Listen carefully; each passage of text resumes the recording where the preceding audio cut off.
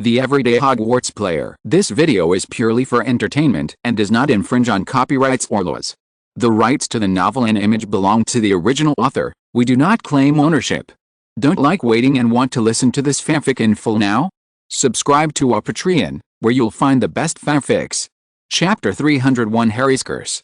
The unfamiliar name of Tom Riddle and his book, which many wizards consider to be nonsense, should have caused protests from many young wizards and their parents. But perhaps even Rita Skeeter did not expect that a report would be followed by the photos that Riddle inadvertently revealed. Everything has changed. The purebloods who were ready to protest and ban magic in the Muggle world inexplicably shut their mouths. On the contrary, they went out of their way to recommend the book. Dumbledore's fans also supported Riddle because of Dumbledore's stance. Some onlookers were particularly supportive because of the handsome photo of Riddle and his affair with Dumbledore. Now, after Riddle officially appeared at Hogwarts, the young wizards discovered that he was even more charming in person than in the photo.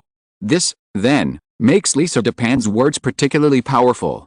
Even Harry, who was next to Ron, couldn't help but break out in a cold sweat.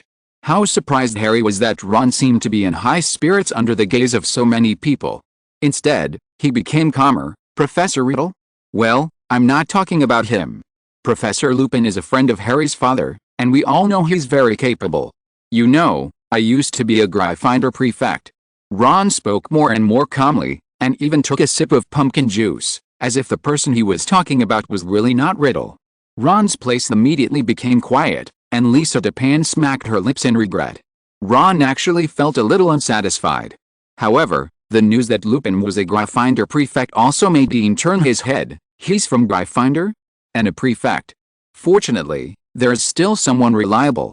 I know why there are two defense against the dark arts professors. Professor Lupin must be filled in for Professor Riddle.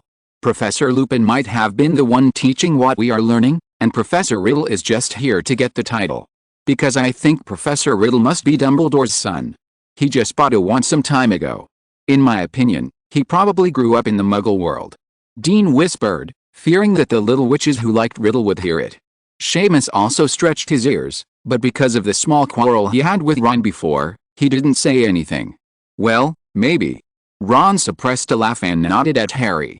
Obviously, Ron felt secretly happy knowing important news that others didn't know. But Harry felt that if Ron was replaced by Dean, the story he came up with would probably be even more outrageous. For some reason, Harry still wanted to punch Ron in the eye. How could I be like this? Dudley must have led me astray, thought Harry.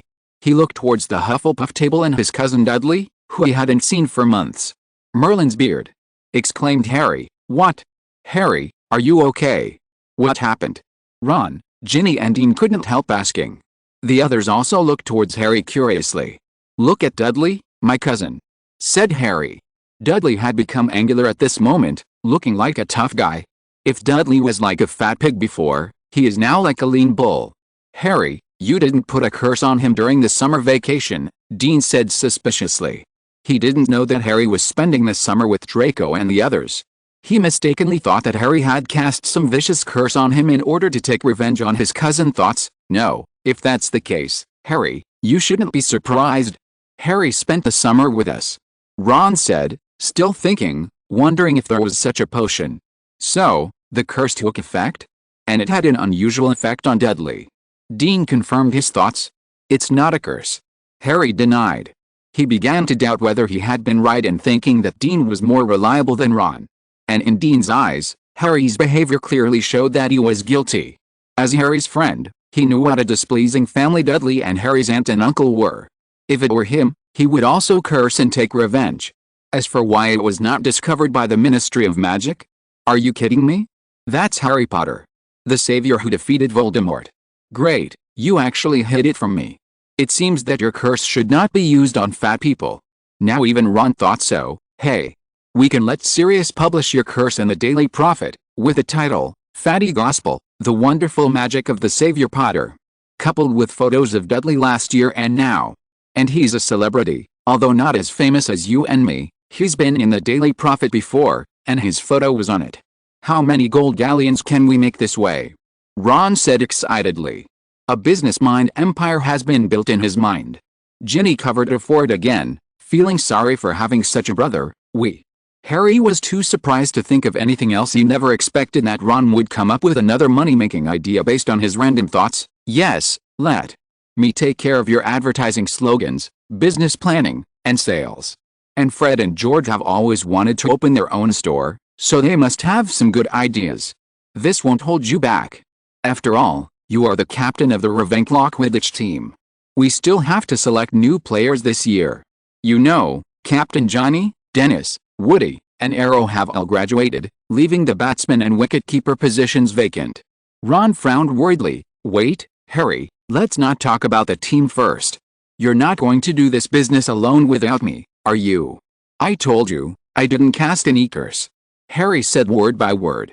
Just when Harry was about to go crazy, the plates on the table became clean and shiny again. This meant the meal was over, and Dumbledore stood up again. Well, now we are all full and well, and I have said what I was going to say before the sorting. Well, it is getting late now, and it is very important that you go to class tomorrow morning refreshed and clear-headed. Go to bed. Quickly. Chapter 302 Going in the Wrong Direction. After Dumbledore finished speaking, he sat down and started talking to Professor McGonagall next to him. There was a clacking and pinging sound in the auditorium as students stood up and rushed to Dumbledore and entered the foyer. Harry and the others walked against the crowd towards the staff table, where Lupin was. Lupin, congratulations. Harry looked happily at Lupin and the person not far from him, Tom Riddle. I have wanted to confirm something. And Riddle is not actually dangerous? Dumbledore is right next to him. Harry, I don't think now is the time for you to come, said Lupin. It's disgusting that we have the same idea. Snape's sallow face was distorted, and he and Lupin stood in front of Harry at the same time, with their right hands inserted into their robes, obviously holding the wand. Apparently, their concern for Harry had made them lose their minds. What? I'm also a professor at Hogwarts. Riddle said in a fragile tone. If you didn't know, you would think he was being excluded. His eyes moved and looked in Harry's direction again. Stay away from that child. Snape's sallow face suddenly turned pale, but he still said it while suppressing his fear. Severus, you really make me sad. You know, I also died because of you. Riddle said with a smile, as if there was something else behind his words. During this period of time, Riddle actually spent more time learning about the Muggle world, teaching the Ministry of Magic lessons, and contacting his former subordinates. Voldemort actually came after the Potters because of the prophecy, but he didn't quite understand. Now that he knew that Harry was his Horcrux and that he had Dumbledore's backing, he was in a completely relaxed state. In layman's terms, he was having fun. His words just now were just out of sudden curiosity and a test. Because of the similarity of Snape's bloodline to him and his excellence, these were probably the real reasons that prompted him to find the Potter family and ultimately fail. And Snape's abnormality made Riddle confirm this. Little did he know that Snape only remembered his own mistakes and told Voldemort about Trelawney's prophecy, which led to Lily's death. His excellent brain-blocking skills, coupled with his years of undercover experience, meant that even though he was in great pain, he did not show any specific emotions, so that Riddle could see something was wrong on his face and doubted his own judgment. Severus, don't worry. After all, this is Harry Potter, Dumbledore's favorite.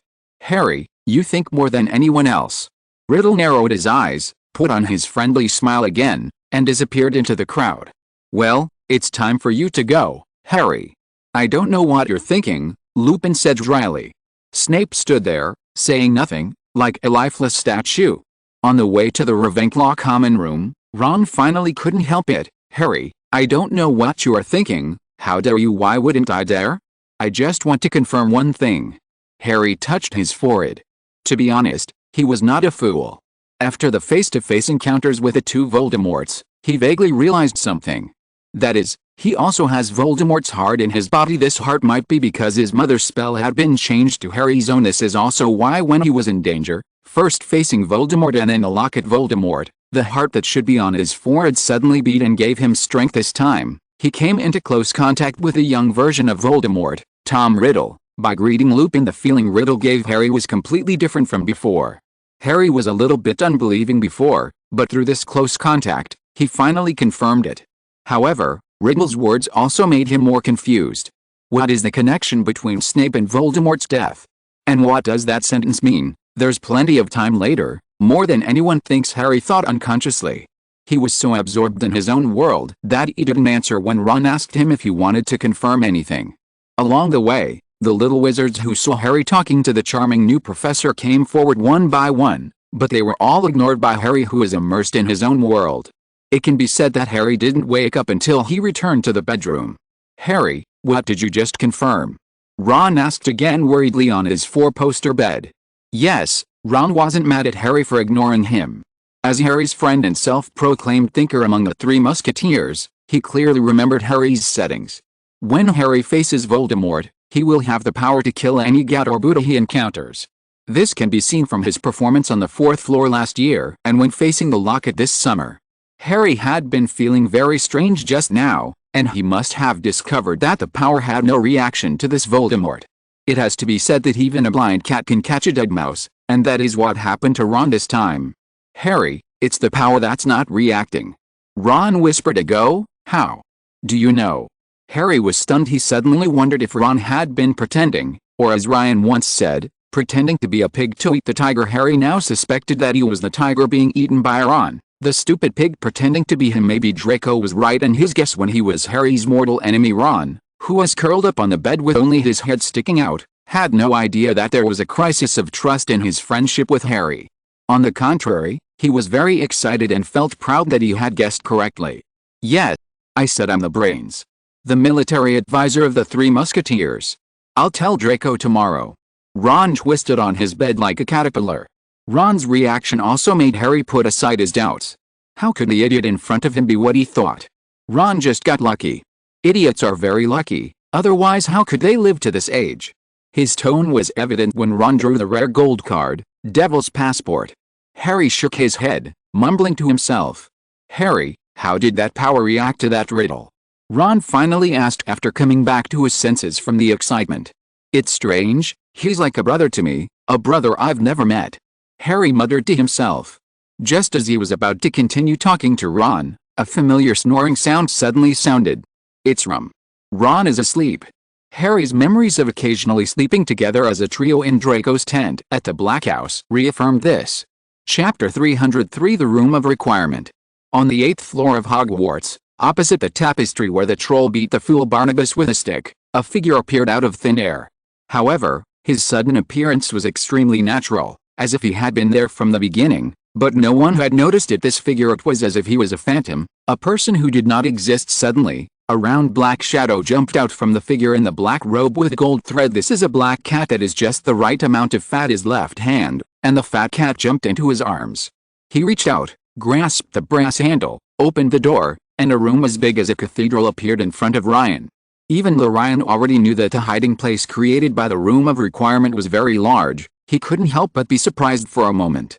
It was indeed worth Ryan's patience for so long, as he never tried to ask the Room of Requirement to provide a place to hide things. This place is so huge that it can be said to be a city with high walls, built with items hidden by generations of Hogwarts residents. Thousands of years of accumulation have resulted in an astonishing amount of things here. It can even be said that there are so many that even the entire Hogwarts castle cannot hold them all. Everything here is like a treasure. Ryan suddenly felt a little regretful. If he had come here earlier, he might not have to write books or set up a potion workshop stuffed here to hide evidence of accidental magic, or hidden away by the house elves who were there to keep the castle respectable. Just looking at the thousands of books that were undoubtedly banned, defaced, or stolen is a huge value. Magic books are very valuable, and these books hidden away are probably even more valuable. There was also a mountain of forbidden objects not far away. Most of them were still somewhat useful, with a few winged slingshots and wolf-fang flying saucers still hovering feebly above. The mountain of forbidden objects might just be junk, no different from a pile of broken furniture. But in the eyes of Ryan, the alchemist, they can all be refurbished or disassembled into precious raw materials. Not to mention the things that are obviously treasures at first glance, raw materials such as dragon eggshells from extinct dragons, jewelry, hand jewelry with strange magic or precious raw materials, some weapons that look like they are made of extraordinary materials, rare potions that still shine evilly after hundreds of years, and the results of half-finished or completed prohibited experiments. Damn. Crab.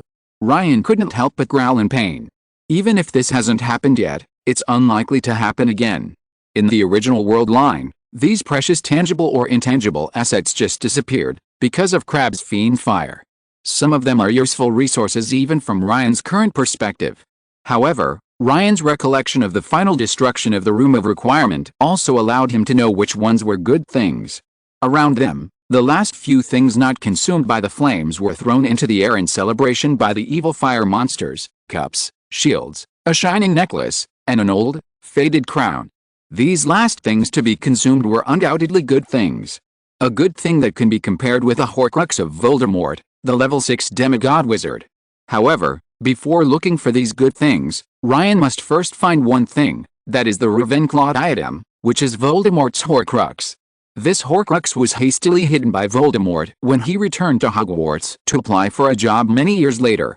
This led to one thing, that is, Voldemort did not know that the Horcrux was in Hogwarts. Finding it was undoubtedly a very simple thing for Ryan. You can use your mind to perceive the entire space, or you can let Jerry, the Horcrux killer, smell its location directly. Prince, I think it's an alleyway that's directly opposite the entrance. Turn right after entering and you'll see a giant specimen. Continue walking forward and you'll see the precious but damaged vanishing cabinet. Turn left again and you'll come to a large cabinet with bubbles on the surface, as if it had been doused with strong acid. Is this it? Ryan said to himself, relying on the conspicuous target of the troll specimen to find the alley and even the cabinet. Ryan opened the creating cabinet door, and inside it was a cage with a dead 5-legged monster inside. It's really disgusting. If you can't afford a pet, don't keep one. Ryan couldn't help but complain. It was obvious that it was forgotten by its owner and eventually starved to death. What's even more ridiculous is that the 5-legged monsters are actually a species formed by wizards who were cursed. But this also means that Ryan was not wrong. Sure enough, next to the crate there was a tattered bust of an ugly old wizard, and not far away was a gray old wig and a rusty crown. That's it. Ryan was disappointed. This is too simple. Ryan couldn't understand why the protagonists in the fanfictions of his previous life, who had photographic memories, couldn't find a crown. Its location is clearly stated. There would be no changes in this hiding place. From Ryan's point of view, the pattern of how things are placed is that the older the things were placed in the room, the further back they will be placed. Jerry, let's eat. Ryan said boredly. The Horcrux represented by this crown, or all Horcruxes, requires you to actually touch it in order to affect you, and it takes a relatively long time. It itself actually has no external influence. Therefore, when Jerry, his natural enemy, approached, the crown only trembled slightly. The soul fragment disappeared, and the Ravenclaw crown returned to its original appearance, crystal clear and white as jade. Seeing that the goal had been achieved, Jerry and his hand became a little heavier. Ryan let go of his thoughts. A cup, a shield, and a shining necklace appeared in his hands. Jack. Ryan waved his hand, and a gray membrane appeared in front of Ryan. The house elf Jack appeared respectfully in front of Ryan. Take these back to the castle first. If you're listening to this novel on a channel other than Fanfic World, it means they downloaded and uploaded it without effort. We cordially invite you to visit our channel, Mundo Fanfic Novelis. There you'll find the original version of this story, and you can explore many other novels of various genres. We're waiting for you to immerse yourself in a world of incredible novels. Chapter 304. The Heart of Spring is Ripping. Time, 12 o'clock at night, inside the House of Gratification. The house elf Jack respectfully took these things from Ryan that could be compared to the Ravenclaw crown. About 2 or 3 minutes later, when Jack passed through the dimensional wall and appeared in front of Ryan again, Ryan pulled out his wand, and a piece of parchment appeared in front of Jack. It was a map. Okay, this dimensional wall will last for one night. This is the map I just took a look at and hurriedly made. The things marked in red are the things you need to bring back to the castle. But I think you still need this. Ryan raised his wand and waved it in the air. A light strip like molten silver appeared on the wand head. At first it had no shape, and then the light strip twisted and turned into a glittering glove, as bright as moonlight. It flew down by itself and was put on Jack's slender hand. Finally, remember not to touch the things marked with skulls with any part of your body other than your hands. They are also red, but very dangerous. Put them directly into my study after you take them and don't touch them again. Ryan warned and disappeared on the spot. He was not actually very worried about Jack's safety, because there was a main god on the other side of the dimensional wall. It will arrange everything, and the glove will be just a sudden thought. But this crown is really interesting. In the Ravenclaw common room, next to the statue of Ravenclaw, Ryan's figure slowly took shape. Surprisingly, even in the middle of the night when no one was around, Ms. Grey was still standing there as Nick had said. However, Ryan's passivity prevented Ms. Grey from noticing him at all. Really?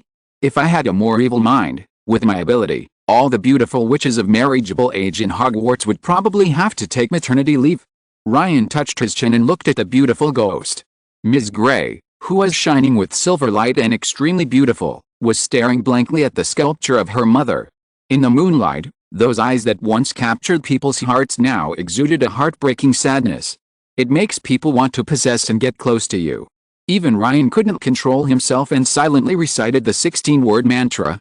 After enjoying himself in the mind space and re-entering the sage mode, the next second in the real world, Ryan shifted his attention to the crown. The principle of how this crown brings wisdom to people is really interesting. It doesn't actually make people smarter, nor is it an external library as some wizards speculate, and it certainly doesn't make people stronger. Ryan finally understood why Ms. Grey, or Helena Ravenclaw, was unwilling to go back. Believing that the Ravenclaw item would bring her wisdom, she stole her mother's treasure, but what she found in the end made her feel like a fool and a useless person. This was a huge blow to Helena, who thought she was the next Ravenclaw. Her extremely high goals and her medicine completely shattered her self-confidence.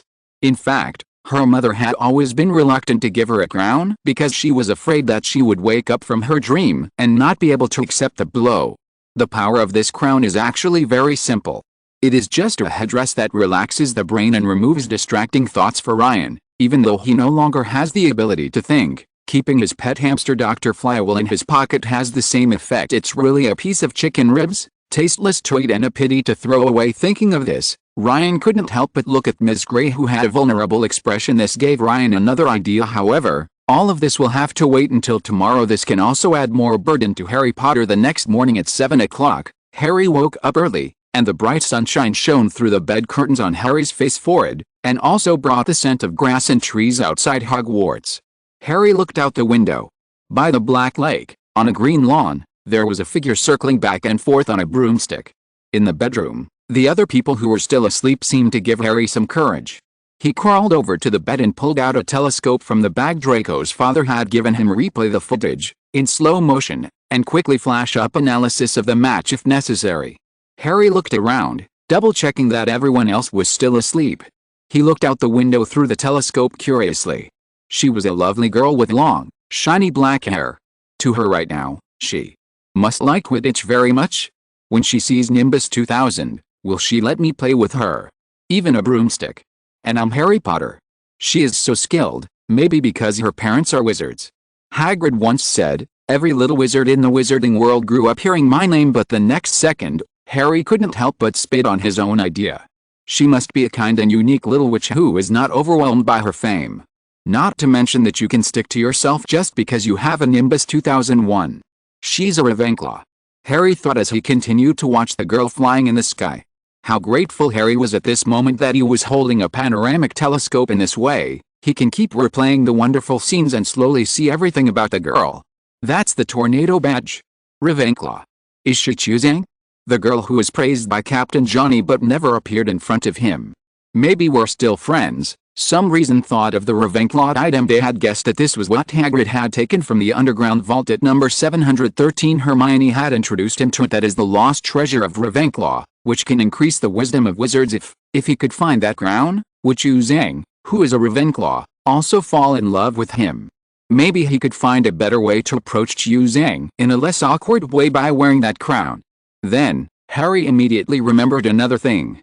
Nearly Headless Nick once said that Ms. Grey had been looking at the statue of Ms. Ravenclaw in the common room recently, and a certain essay once said that Ms. Grey was the daughter of Ravenclaw. Could the crown on the Ravenclaw statue be the long-lost treasure?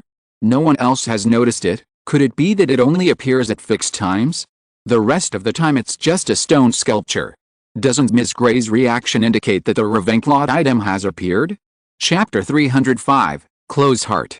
Adolescence, a beautiful and hazy word for teenagers.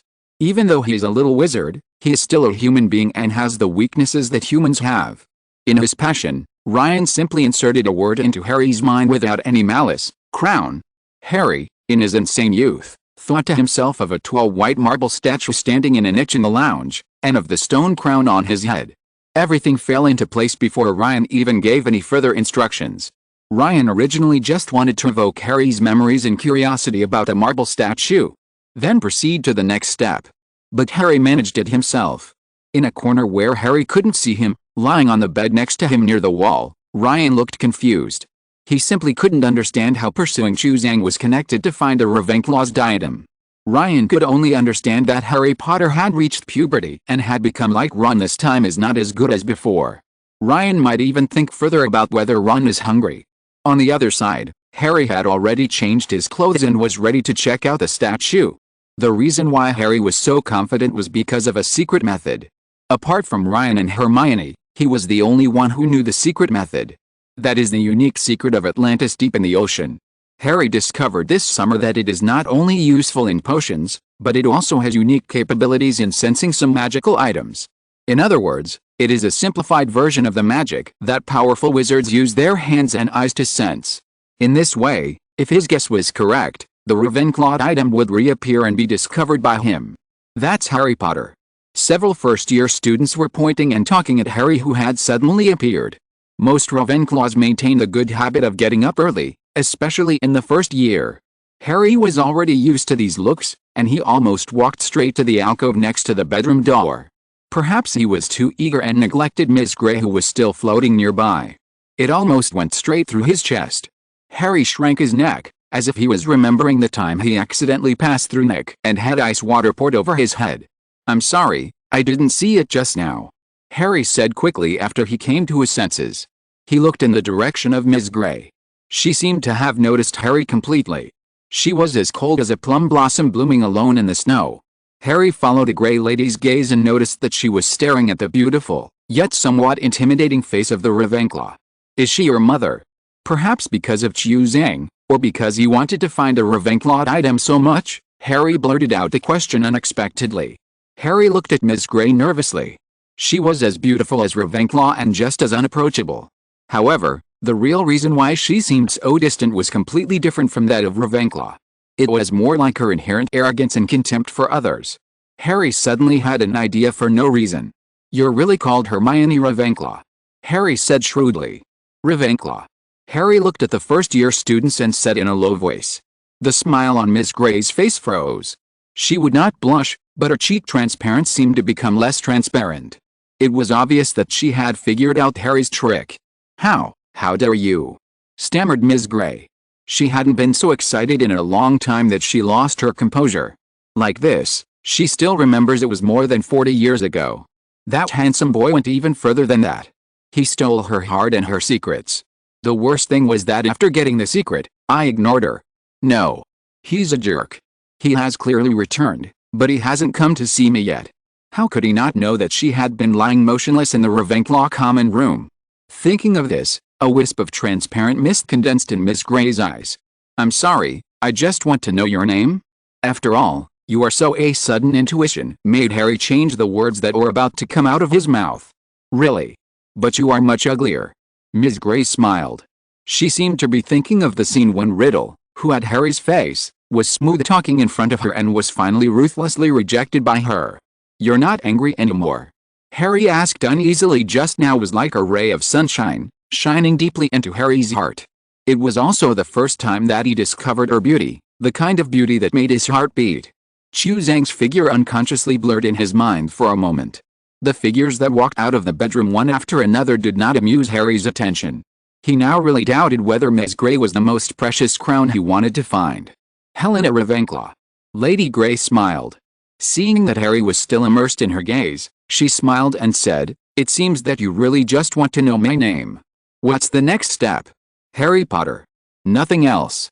I think I've found something more beautiful than the Ravenclaw item." Harry blushed. "As for Chuzang? Who is it?"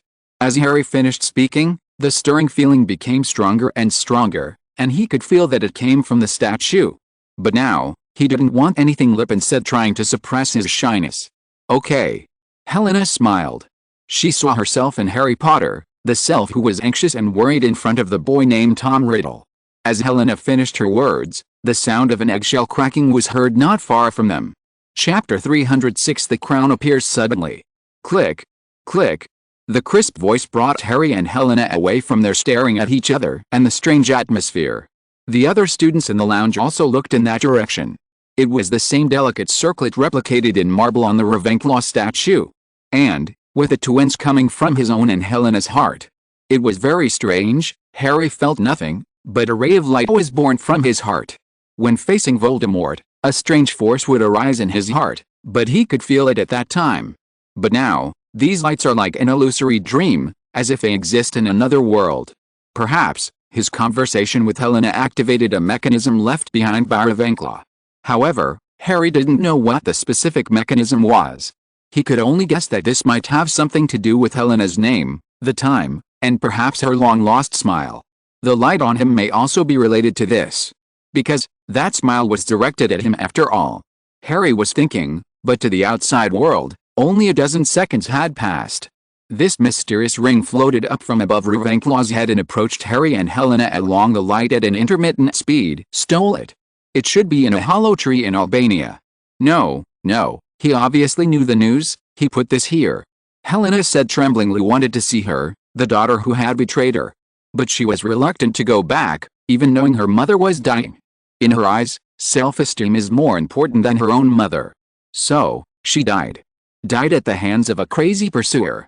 After her death, she finally understood what she really wanted, and her ghost returned to Hogwarts. But even so, her mother had already passed away to stay in the high tower of Ravenclaw and guard her mother's house. She had remained in this state for a long time. Over the centuries, people who knew her identity and wanted the Ravenclaw crown came one after another, but no one could make her speak. But a young boy appeared. He was so handsome and likable, and he's a descendant of Slytherin, also trapped by the reputation of their ancestors. He, like himself, hopes that others will think that he is himself, not the descendant of someone else. So she opened her heart to the boy named Tom Riddle, told the whereabouts of Ravenclaw's diadem. Then came the neglect. The boy she had finally fallen in love with left her due to force majeure. Even before she graduated, she finally realized that she had been deceived. Not long ago, he appeared again, and time had left no trace on his face. He still didn't want to approach her approaches. He may be great. He even defeated Voldemort in his first year, but in his eyes, the boy named Potter was no different from other vulgar people. However, what Harry Potter said and the way he greeted her were almost the same as Riddle's. This reminded her of the past and the time she and Riddle had met. The only sunshine in that long winter. This time, however, Harry Potter was in her previous position. And she was more like Riddle. This was not just her imagination. She knew this boy named Harry Potter. She observed the child. Because he can make Peeves stay away from you. And she understood Peeves' true nature. Harry Potter was a kind, humble child. Completely different from Riddle. Riddle had the same deep-seated pride as she did. Knowing Harry, she had thought that this conversation would only bring her long-lost friend close juniors. But she never expected to see her mother's crown reappear. She thought it was that this might be a surprise prepared by Riddle for her. But that magic, the magic that comes from her mother, cannot be faked. She realized something. I don't know who this you are talking about. But this must be something your mother left for you. Harry said softly, looking at the crown that had fallen into his hands. Protected him with her death and left him a spell of love. The spell flowed in his blood, allowing him to defeat Voldemort. Just now, when he touched the crown, he clearly felt the love of a mother for her child. This crown definitely has nothing to do with him that Helena mentioned. Helena choked. She looked at the marble statue and seemed to see her mother. The one who still thought about his mother even when she was seriously ill. My mother's death may also be related to this crown. She is such a fool. Ravenclaw's diadem is also a Ravenclaw creation, his statue. Waiting for his daughter to return and take it away. I'm such a fool. I'm just a ghost. Helena looked at the new crown her mother had made for her. I want to touch it with my hands. This is yours, you can do whatever you want with it. Harry handed the crown to Helena. However, a miracle happened. When the crown touched Helena's pale fingertips, a pearly white, invisible crown emerged from the visible crown. Ghost Helena put on the crown. Chapter 307 Chapter 83 The Master of the Crown. Ghost, usually pearly white and transparent. Most of them will remain the same as they were before they died. For example, Nick, who was almost headless, had his head not chopped off completely before he died, so after he became a ghost, his head was half stuck to his neck. Here's a little known fact: ghosts aren't just humans, animals can also turn into ghosts. Like the ghost horse of the Headless Horseman, it is an animal ghost. The birth of these animal ghosts is actually related to their wizard masters. But whether animal ghosts or human ghosts, they cannot touch anything in this world. They cannot eat or drink, feel the temperature, or have physical contact with each other. They are like phantoms in the world. But, on the other hand, they cannot be killed and can only be expelled or petrified by some evil curse. But as time goes by, they will return to their original state sooner or later. They can be taken off like normal clothes, decorations. If you ignore them after taking them off, and don't ask the owners of these things, the ghosts, to operate them, they will return to them again. However, these ghostly items cannot be transferred. Harry had even heard of a Celtic ghost who was naked before he died, and his subconscious mind preferred this appearance, so he became a naked ghost. So he could only hide and stay away from the wizarding community. His friend, also a ghost, once wanted to give him his own robe, but after a certain period of time, the Celtic ghost returned to its original state. This inability to change clothes, have physical contact, or enjoy delicious food is also a major factor in causing some ghosts to go crazy. In fact, they had thought of many ways, and even used their influence during their lifetime to let the wizards of their time create some magic that could make objects and food become ghosts or allow them to touch objects. But no one can do it. Therefore, the only way for these ghosts to relieve their loneliness is spiritual entertainment. Enjoying food is also achieved directly by passing the body through the decaying food, but this is only almost a taste. But now, the scene that appeared before Harry made him stunned. A ghostly crown appeared above Helena's head. Yes, if there is anyone who can do it, it must be the wise Ravenclaw, who knew about ghosts. Their attention was now focused on the phenomenon of the crown turning into a ghost, rather than the crown itself. They all widened their eyes, exclaiming, "Is this Ravenclaw magic? Have you heard of it?" This rare scene woke Harry up from Helena's beauty, and he asked curiously. In his opinion, the daughter of Ravenclaw would definitely know this crown is not the one I stole. It is completely different from what you guessed. She should have made a new one. She has the gift of prophecy, and perhaps she saw something, and she added such a powerful, unprecedented magic to this new crown. For Harry quickly understood what had happened. Ron did not approach Harry rashly, but randomly selected a first-year student and began to ask about the details. "Little brat, why does Miss Grey have a Ravenclaw item on her head, and there is another one on Harry? Are they the ones on the statue? Miss Grey must be the daughter of Ravenclaw, right?" Harry comforted her. "Helena, I think from the mechanism of activating this crown, we can see that what Ms. Ravenclaw wants is for you to live happily and carefree in this world in the future, even as a ghost." "I understand, Harry, I understand, but the more this happens, the more I can't accept myself like this. I was a fool to dream of surpassing my mother. Did you expect my betrayal, death, and everything that is happening now? You tried your best to stop it, but my foolish resistance led to all this." Helena was talking more to herself when she said that the latter part. She cleared the mist from her eyes and looked at Harry, pointing at the illusory crown on her head. "Harry, do you know what this crown does?"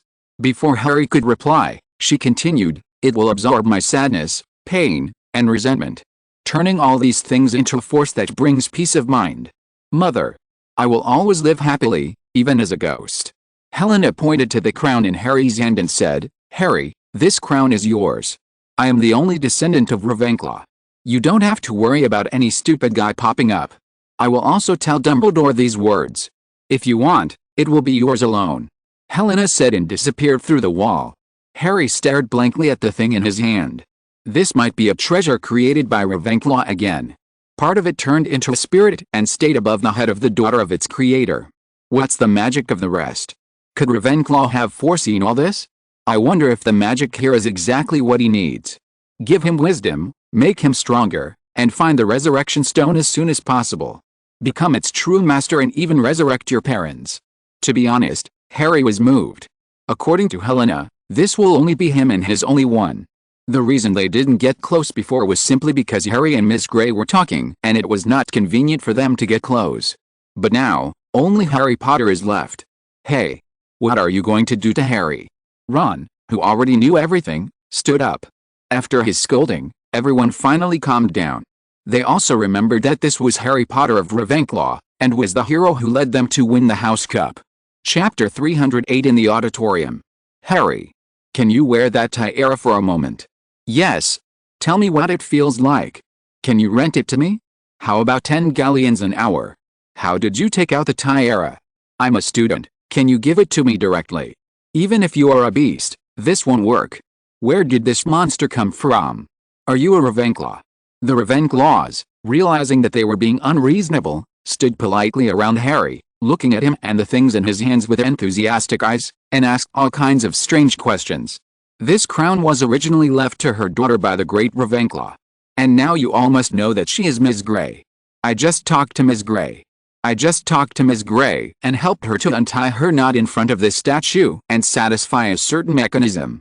Also, we have classes in the morning today. Harry explained reluctantly. Fortunately, Anthony, Hermione and others came out at this time. The second year of students Ravenclaw, Harry's class, had always had the habit of going to and from getting out of class together, in order to avoid peeves. Although some of them didn't know it, they still squeezed out of the crowd and walked towards the auditorium under Ron's leadership. Today, the magic ceiling was gray, the same color as the cloudy day outside. This also represents Harry's mood at the moment. Surrounded by bowls of porridge, plates of pickled herrings, piles of bread slices and dishes of eggs and bacon on the long table, Harry thought of choosing for no reason. She was so hardworking, even on a cloudy day. But he remembered that the sky was suddenly still clear when he just got up. Harry, I heard that you really have the Ravenclaw's diadem. Draco trotted over from the Slytherin table. Not far behind him, Pansy, Crabbe and Goyle also had curiosity in their eyes. Their expressions did not stand out on the entire auditorium. On the contrary, they seemed to be more restrained. The other students in the hall seemed to want to eat Harry with their eyes. If the deans of each college had not been handing out class timetables at their tables, Harry's fate would probably have been even worse than what he had just experienced in the common room. After all, there are students from not just one college but 4 colleges here. Even the professor's eyes were filled with irrepressible curiosity. Next to Harry was Ron, and Ginny was sitting not far from them, looking over here curiously. Okay, it's true. Harry helplessly. Now, even magic in the Muggle world placed on a milk jug couldn't make him happy. Yes, you heard it right, happy. Harry was happy after seeing the contents of the book. Although he knew that Voldemort's methods were unreliable and that people like Ron's father were the future of wizards to have a strange magical power, and when he was not wearing it, it also exuded a calming power. Is that tiara just there? I mean, have you ever worn it? Draco stammered. He has already come across 2 relics of the Big Four this year. One of the lockets was destroyed before he had a chance to admire it. And now, there was a relic of the Big Four in front of him. Harry shrugged. At this time, Professor Flitwick had already walked up to them. Harry, I can't believe that the Ravenclaw item is right in the common room, right in front of us. Professor Flitwick exclaimed in a shrill voice. After giving Harry the class schedule, he disappeared, suppressing his curiosity. Our first class is Defense Against the Dark Arts. Ron couldn't help but exclaimed. What? This can't be the work of that person. Draco said worriedly. He immediately forgot about the tiara because of his worry about Harry. Are you talking about Professor Riddle? Anthony, who hadn't had a role for a long time, popped up. Is he dangerous? But in my opinion, no one can hurt Harry. That? It is said that the sword of Gryffindor is in the sorting hat, but only a true Gryffindor can pull it out. The same must be true of the diadem in the Ravenclaw statue. Only a true Ravenclaw like Harry deserves it. Anthony said in a firm tone, as if he was saying it was common sense that the sun rises in the east. Halo, he's already famous enough. If this continues any longer, he doesn't know if he can still enjoy his campus life normally. I knew how humble you are, Harry. Anthony's eyes were filled with tears. His voice was so loud that even Michael, who was preparing his speech and getting ready to talk to Ginny not far away, was attracted. He turned around and looked at his best friend and Harry. So did Terry. Anthony's voice made. They were all planning to talk about it later because it's almost 9 o'clock. Besides, Harry and the Crown will always be in Hogwarts and will not fly away. Houses like Gryffindor and Hufflepuff have 2 classes in the morning. Take the courses in other houses in the same year as Harry. Gryffindor is Herbology and Transfiguration. Hufflepuff is Charms and Herbs. Slytherins had only 1 class like Ravenclaw, which they could use to catch up on their sleep. History of magic. They were not as curious about anything Ravenclaw as they were about the other 2 houses. But now, because of Anthony's words, they couldn't help but focus their eyes on Harry again. And the professors disappeared, all preparing for their own courses. Does this mean that, all because of you? I'm not full yet. Ron, who hurriedly said goodbye to Draco and ran away early, complained to Anthony, and the others had to go to the defense against the dark arts classroom early. It is worth mentioning that the girls had already gone ahead. They could not stop their curiosity and desire for Tom Riddle. Except for Hermione, though. Hermione and Ryan were left in the hall by them. The two of them might be leisurely eating breakfast. Harry suddenly thought resentfully. Because he wasn't full either. Damn Anthony. Chapter 309 Happy and Aggrieved Ryan. In the hall that became empty because of Harry's departure, Ryan smiled and drank a glass of milk. Ryan, what are you laughing at? Hermione glanced suspiciously at the golden plate that reflected her little face. I was worried that there might be something dirty on my face. Nothing, I just thought of one thing. Will Ron give Harry a new nickname that's funnier than the Three Musketeers? Ryan said perfunctorily. I didn't know that Ryan was laughing at the fact that everything was going just as I expected. Last night, Ryan had thought of everything for today. All the unreasonable thoughts of Harry Potter and Helena were influenced and instigated by Ryan. Well, except for Harry's thoughts about choosing, and his sudden change of heart afterwards. Sure enough, except Ryan himself, all other men are idiots. Ahem, I got off track. There was really only one thing he needed to do, make the Ravenclaw item appear when Helena smiled sincerely. Ryan hid the crown in the sculpture last night and activated and strengthened the magic left in the crown by Ravenclaw. Make Helena believe that it was all her mother's doing. I have to say that it was a good decision for Tom Riddle, aka Voldemort, to use the Ravenclaw item as a Horcrux. It also played a good role in helping Ryan find the Ravenclaw magic in the crown. That's because the principle of the Horcrux is to hide soul fragments in objects. The magic of the Horcrux ensures that the object it possesses maintains, or restores, its peak appearance. If it were a living being, the life characteristics of the living Horcrux would always remain at their peak and it would not die of aging as long as the object Horcrux is not destroyed and the living Horcrux is not dead. The person who casts the magic cannot be destroyed like new rather than stealing the show. Therefore, after thousands of years, the tiny amount of Ravenclaw magic in the Ravenclaw item was revived after it became Voldemort's Horcrux. If Voldemort hadn't cast a spell on it to make it rusty, it would have remained exactly the same as it was 1,000 years ago. Ryan also discovered this after Jerry absorbed a fragment of Voldemort's soul.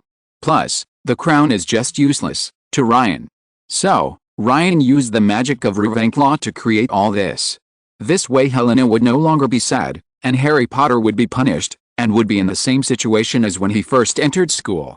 Well, this had absolutely nothing to do with Harry laughing at him being tormented between Hermione and Luna.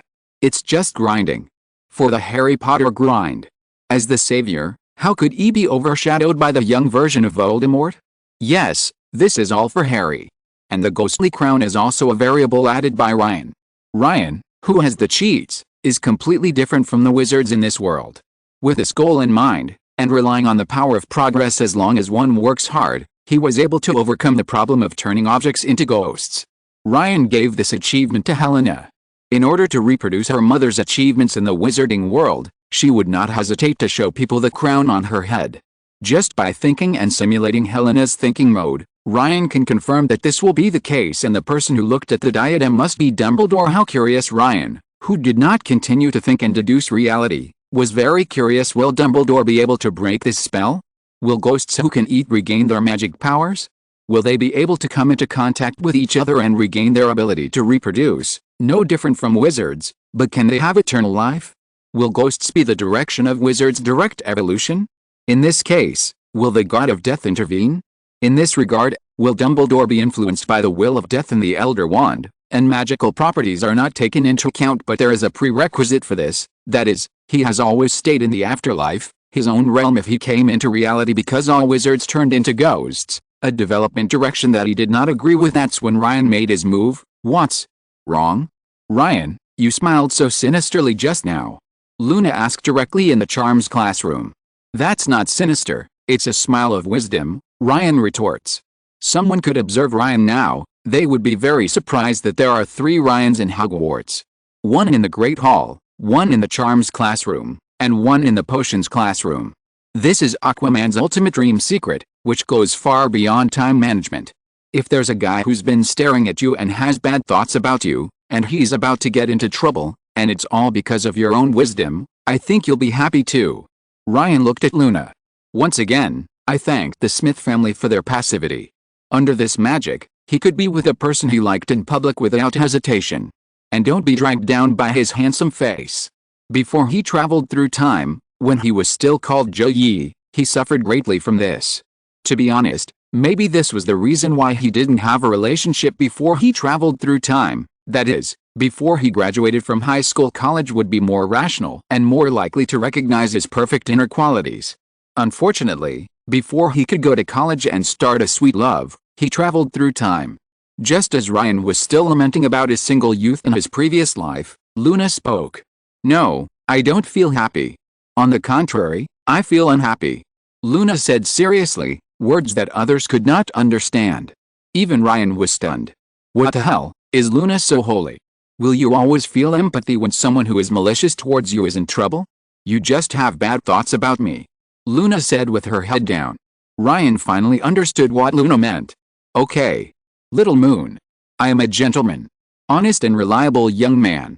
Successor. How could there be any bad thoughts? Ryan suddenly felt very aggrieved. Even a pure boy like him was misunderstood, which shows how cruel and ruthless this world is. What bad intentions do you have? Ryan complained in his heart and said with his big innocent eyes. His eyes are purer than things. See if you still doubt me. My father said that you are the kind of person who wants to trick people into having children. Luna blinked her big eyes. What did I say about having a baby? Ryan said depressedly he is an atheist. Chapter 310, a unique lesson. Ryan suddenly felt that his sincerity had been eaten by a dog. You have to know that he is an immortal being. Why would he want to have a child? Friends. I'll go first, Ryan said. Then it suddenly disappeared. Luna? Were you here just now? Why didn't I see you? In the charms classroom, Ginny took Luna's hand and introduced her to the friends she had just met. On the other side, Ryan and Hermione finished their breakfast and came to the defense against the dark arts classroom. As soon as he entered the classroom, even Ryan was surprised for a moment.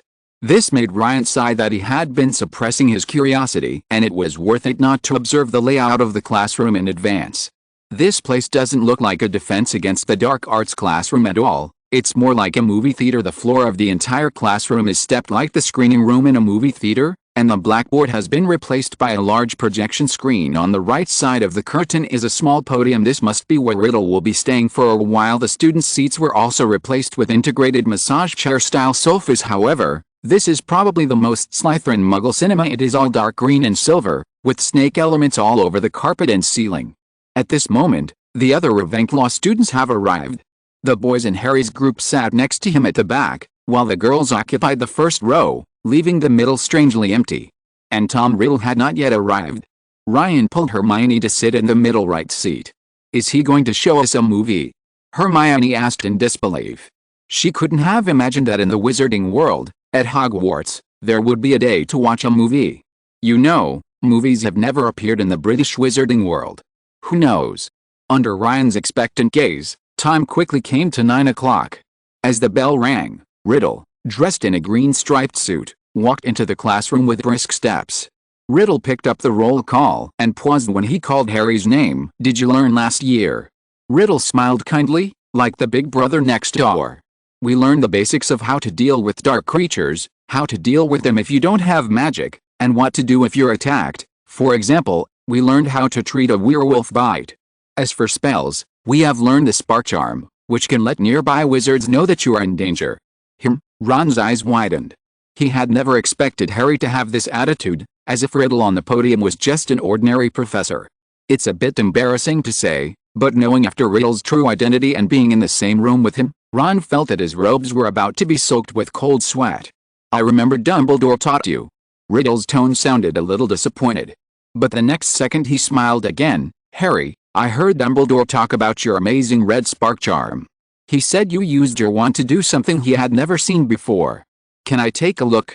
Harry stood up when he heard Riddle's request. Walked to the open space next to the podium. Harry also wanted to see how this spell would react to Riddle. He was very curious about this, because he was the first Voldemort had not reacted to the power who had within him that riddle was not a big problem. But Harry still had his doubts, and now was the best opportunity to test it. Harry pulled out his wand and pointed it towards the sky. A stream of holy, beautiful fireworks gushed out from the tip of Harry's wand. Wonderful, so wonderful. Riddle put his hand directly into the fireworks. Careful, Professor. Riddle, I hope his face is okay. I'll give you artificial respiration in a moment. I should come. Looking at Riddle's bold move, the little witches in the front row said worriedly. However, nothing happened about would not be hurt or losses because of the artificial respiration that happens in their imagination with themselves as the protagonist. 10 points to Ravenclaw. Thank you for your cooperation, Harry. Riddle asked Harry to return to his seat. He drew his wand, and the room suddenly went dark. Behind them all, a beam of light shone on the curtain, and the words magic in the Muggle world appeared. Everyone also exclaimed. Against the dark arts class. If you have studied my book before, you will understand why I call them magic. The definition of defense against the dark arts is to use spells, curses, and even poison spells to defend against or directly attack instead of defend against the invasion of dark magic. But in my opinion, these things are more dangerous than dark magic. Riddle pointed to the weapons slowly appearing on the curtain: pistols, sniper rifles, cannons and other Muggle weapons. It also contains a detailed description of each spell and the spells that are equivalent to the destructive power they create. Like wizards, we need to study hard. It will take 5 years for most students to learn the spells I mentioned above, and the weapons I just mentioned can be mass-produced by the Muggle world. Take the pistol, which is what we in the wizarding world call a metal wand, for example. Generally speaking, the cost of a pistol is around £250, which is about 50 gold galleons at the current exchange rate, which is the price range of Ollivander's wand without discounts. Riddle pointed to the curtain again, which showed the daily output of an ordinary weapons factory. Now you understand why I teach you this. Ollivander's, and even an ordinary spell craftsman can only make 3 wands a day at most, while an ordinary factory can make about 3. And they only need to pull the trigger, and a child can use it. Riddle said earnestly. If you're listening to this novel on a channel other than Fanfic World, it means they downloaded and uploaded it without effort. We cordially invite you to visit our channel, Mundo Fanfic Novelis. There you'll find the original version of this story, and you can explore many other novels of various genres. We're waiting for you to immerse yourself in a world of incredible novels. Chapter 311, Voldemort's Defense Against the Dark Arts Class. Riddle had a point, at least that's what Harry thought. But this was clearly a defense against the dark arts class, not a Muggle studies class. As far as Riddle was concerned, he was talking about something he believed was being ignored by wizards and witches and was more dangerous than the dark arts. These things can also be taught in Muggle studies classes. No one has ever taught them. Maybe it's just that wizards ignored this point from the beginning. The focus of defense against the dark arts should be defense. Since guns are black magic, how can we defend ourselves? How to deal with a second-grade wizard. Riddle on the stage seemed to have heard Harry's thoughts. Some students may ask, this only proves that Muggles are actually very dangerous and do not need the protection of us wizards. It also proves that the protection law is an indispensable law for wizards. But defense against the dark arts is to teach us how to protect ourselves. So, teacher, since you use dark magic to compare Muggle weapons, shouldn't you also talk about how to deal with it, just like dealing with dark magic? If you don't talk about these, it's no different from Muggle studies. At this point, the students in their seats widened their eyes. They knew what Riddle was going to say. To be honest, after hearing what Riddle said, they had lost confidence in the future of the wizarding world. Some Muggle-born young wizards are already thinking about whether they should take some courses in the Muggle world during the summer vacation. And now, Professor Riddle's words reminded them that this was a defense against the dark arts class. And those terrible Muggle weapons are just dark magic in this class. And this was only a second-year course, which meant they could be broken with some simple spells. Riddle seemed to have seen what they were all thinking.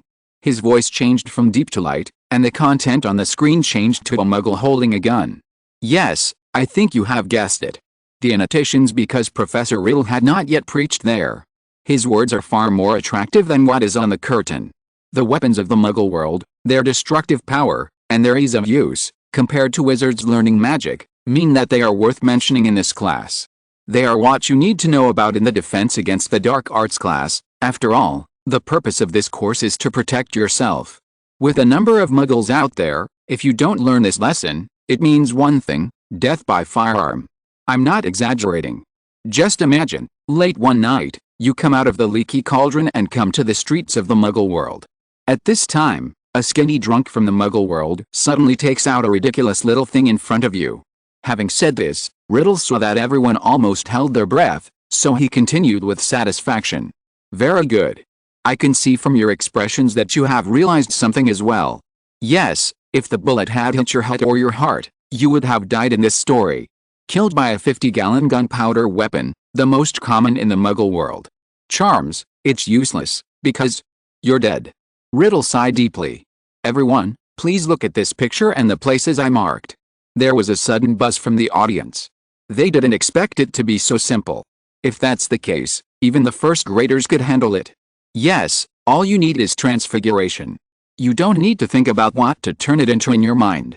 You just need to aim at the weapon in the Muggle's hand, or if you react quickly enough, you can transform the bullet directly. As for the previous operation, any wizard who has learned transfiguration can do it.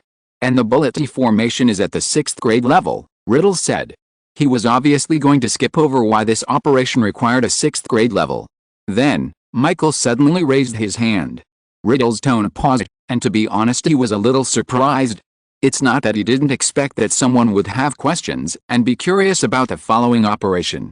It was because, in the darkness, Michael, with his dark skin, seemed invisible. If it weren't for his faintly visible big white teeth, he would not have noticed that a student raised his hand. Ahem, go ahead. Bullet? It's so small, why does it take a 6th grade to learn it? We learned to deform living things in the 1st grade. We even took an exam where we had to transform a mouse into a snuff box. Living things are more difficult to deform than inanimate objects. Michael asked.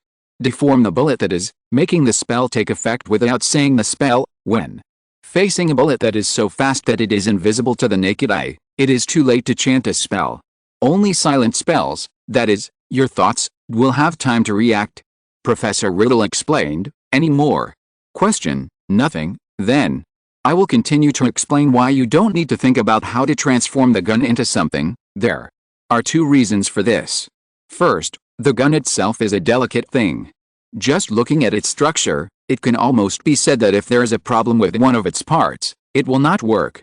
And its own ignition also relies on gunpowder, and gunpowder relies on the ratio.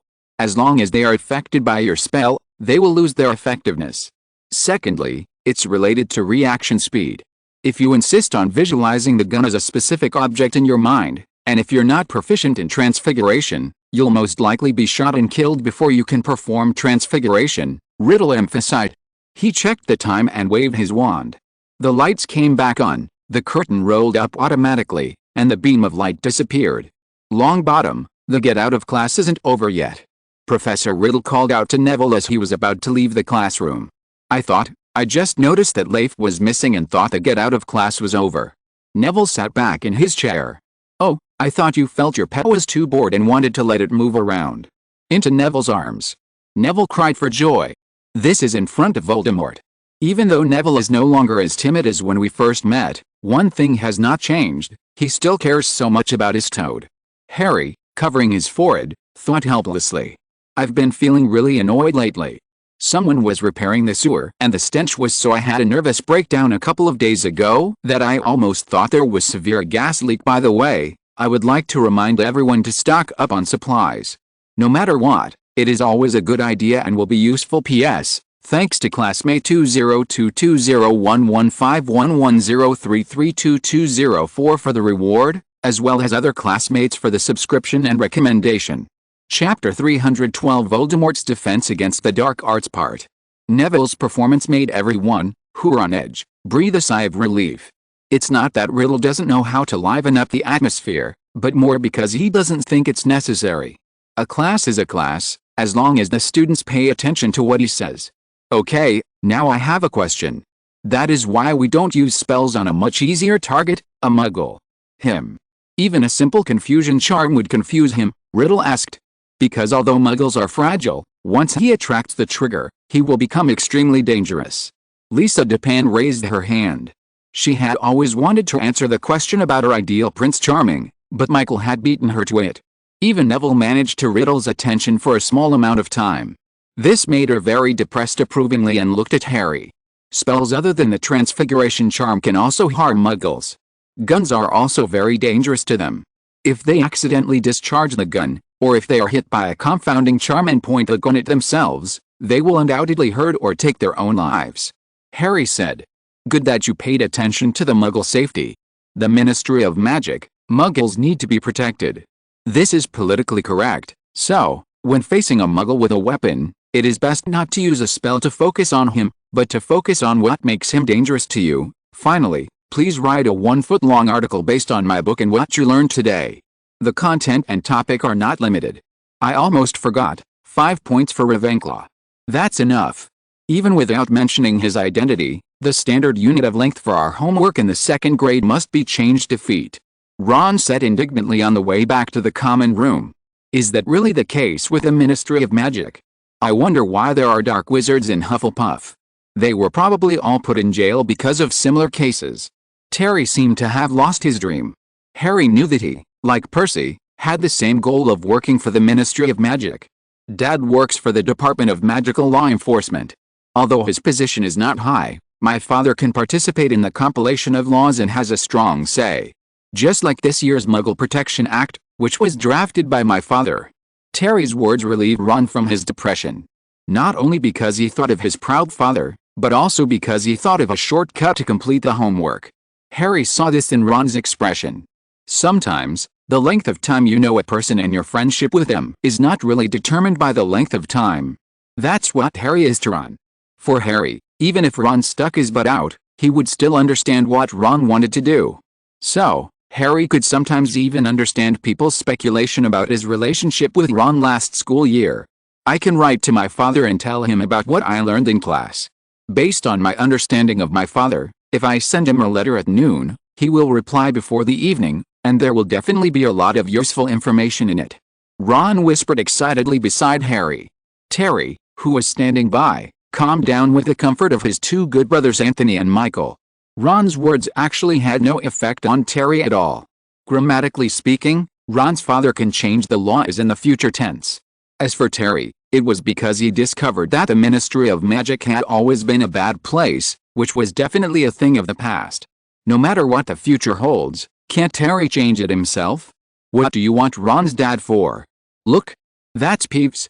Harry pointed at Peeves, who was moving towards the 4th floor not far away. He was absolutely unmistakable. Peeves looks completely different from a ghost, and his body is more physical than the ghosts at Hogwarts. He looks like a small man with a pair of evil black eyes and a big mouth, with black hair, and often wears brightly colored strange clothes, such as a hat decorated with bells and an orange tie. He can also fly like a ghost, pick up solid objects, and make himself invisible. These were the conclusions Harry had drawn from what others had said or from his own observations from a distance. Because of Harry's own strange passivity, he has never been able to meet Peeves. Peeves now looked very happy, with his big mouth stretched wide, clearly the prelude to a prank. Oops. Ron's face suddenly turned pale. It's Ginny. Their first class today is Charms. Harry and Ron looked at each other and ran to the 4th floor without saying a word. Neville, Terry and the other 2 looked confused. Harry understood that if Peeves was really targeting Ginny and the others, the first-year students of Ravenclaw, he would win as long as he got to the Charms classroom. Because Peeves would subconsciously stay away from Harry. As long as he gets there, Peeves can't stop him no matter how many schemes he has. It's okay. Professor Flitwick is still there. Ron said breathlessly. It was Ryan, after all, he's always elusive. Harry said speechlessly. Chapter 313 Ginny and Harry. Good guy, really good guy. Ryan didn't expect that Ginny could get rid of his influence. This wasn't because Ryan had used a love potion or some magic like that. Ryan himself is the equivalent of a human aphrodisiac. Most witches simply couldn't control themselves when they saw him. This is one of the real reasons why our Ryan hides his presence most of the time. After all, being watched all day and living the life of an enhanced version of Harry is simply not a life for a human being. Ryan understands this well. Ryan once stayed in a crowd to investigate this skill. At that time, Ryan was eaten up by a group of crazy women. At that time he also met Penelope, the only little witch who didn't seem to be greatly affected.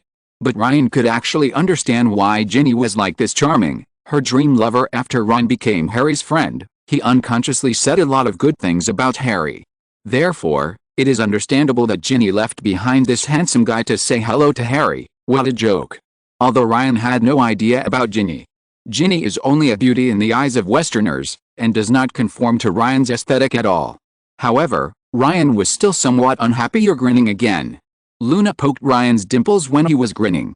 On the other side, Ginny ran straight towards Harry, passing Ron, who was walking ahead because he was worried about Ginny. "Hi, Harry, long time no see," Ginny said in a low voice with a blushing face. "Hey, I'm your brother here. Also, how do you know Ryan?" Ron's ears turned red. "Oh, it's Ron." Ginny seemed to have suddenly discovered something dirty. "Hello, Ginny. Ryan, how did you know him?" That were a must-have for the Weasley family. Harry admitted that he was a little moved after seeing all this. He felt that Ginny was more real than Helena and more charming than Chu Zhang. Helena was jealous that she met that handsome guy. So much so that Harry had a sense of crisis. As for the possibility that Harry had plagiarized Ron, Ginny had never considered this possibility. "Is it the handsome guy next to Luna?" Ginny answered after understanding it immediately. She thought that this might make Harry more proactive towards her. "I am your brother." Ron couldn't help but speak word by word. "Yes, you are my only brother in Ravenclaw." Ginny looked innocent. As for Harry, he is a romantic brother, not a real brother. To be honest, maybe the rumors between Harry, Ron, and Draco made Ginny bolder than in the original world line. She understood earlier that love is war, and it is completely different from the war theory that Hermione taught her in the original world line. Hermione's theory is to find a few people who like her and have some fun with them, so as to stimulate the person she cares about, let him understand that he is good and that someone wants him in the original world line. The same reason applies to Hermione's approach to Krum, and that annoying Cormac McLaggen, and Ginny's current theory is obviously more suitable for her. Ginny was born with a square face that looks aggressive and is popular among Westerners. Not to mention the freckles on her face and her fiery red hair. She doesn't need to hook up with rich men to provide herself. She just needed to bloom her beauty alone, in front of Harry, the man she loved. Ginny continued to flip her hair inconspicuously, changing the angle to a more attractive one. Looked relieved. How would he respond if Ginny, who looked so ugly in his eyes, did this to him? Ginny's initiative towards Harry was obviously because she had just fallen in love with Ryan. In order to cover up her past disloyalty to Harry, she seemed to have completely forgotten Ron's existence. To Ginny, Harry now can say to her, "You are my god." Ryan was a little hesitant whether to really intensify the persecution of Harry. After all, from this perspective, Harry was protecting him from disaster. But the next second, when Ryan softened his heart, Harry blurted out, "That crazy girl." Although Harry quickly felt ashamed of his outspokenness, Ryan still hardened his heart. "How dare you say that about little Luna?" "Yeah, that's how Ryan got to know the crazy girl." Ron continued Harry's words without showing any expression. Shrank his neck. Because Ginny's expressions and movements are 70% of Mrs. Weasley's. Ron dared to say that even Fred and George wouldn't dare to act rashly here. "I don't know, maybe they are relatives. They all have a pair of silver eyes." After calming down from her anger, Ginny guessed as she looked at Harry, whose eyes were also sparkling with curiosity. That must be the case. In Ginny's eyes, Luna is not as lovely as herself. How could that handsome guy fall for Luna? That's for sure. Although Ginny had decided to give up Ryan, for some reason she still felt a little sour in her heart. "By the way, are you here to find Professor Flitwick?" Ginny asked curiously. "No, we are worried about you. Harry just saw Peeves, and we're worried that he'll take revenge on you first-year students," Ron said angrily. He thought, if it's okay, can't he, like a brother, come and see his sister? "Harry, you're worried about me." Ginny's voice became a creaky sound with joy. "It's us." Ron couldn't help but mutter, but Ginny couldn't see or hear Ron at all. At this moment, she felt very happy, as if she and Harry were the only ones left in the corridor. You could say that. For some reason, Harry didn't explain. At this moment, it seemed as if a golden snitch was beating in his heart. He also looked at Ginny, and at the same time, for some reason he thought of Helena and Chu Zhang. But the next second, they all disappeared, leaving only Ginny. Chapter 314. Hesitant Dumbledore. Let's not talk about the scene that was so offensive to Ryan for the moment, what happened between Harry and Ginny.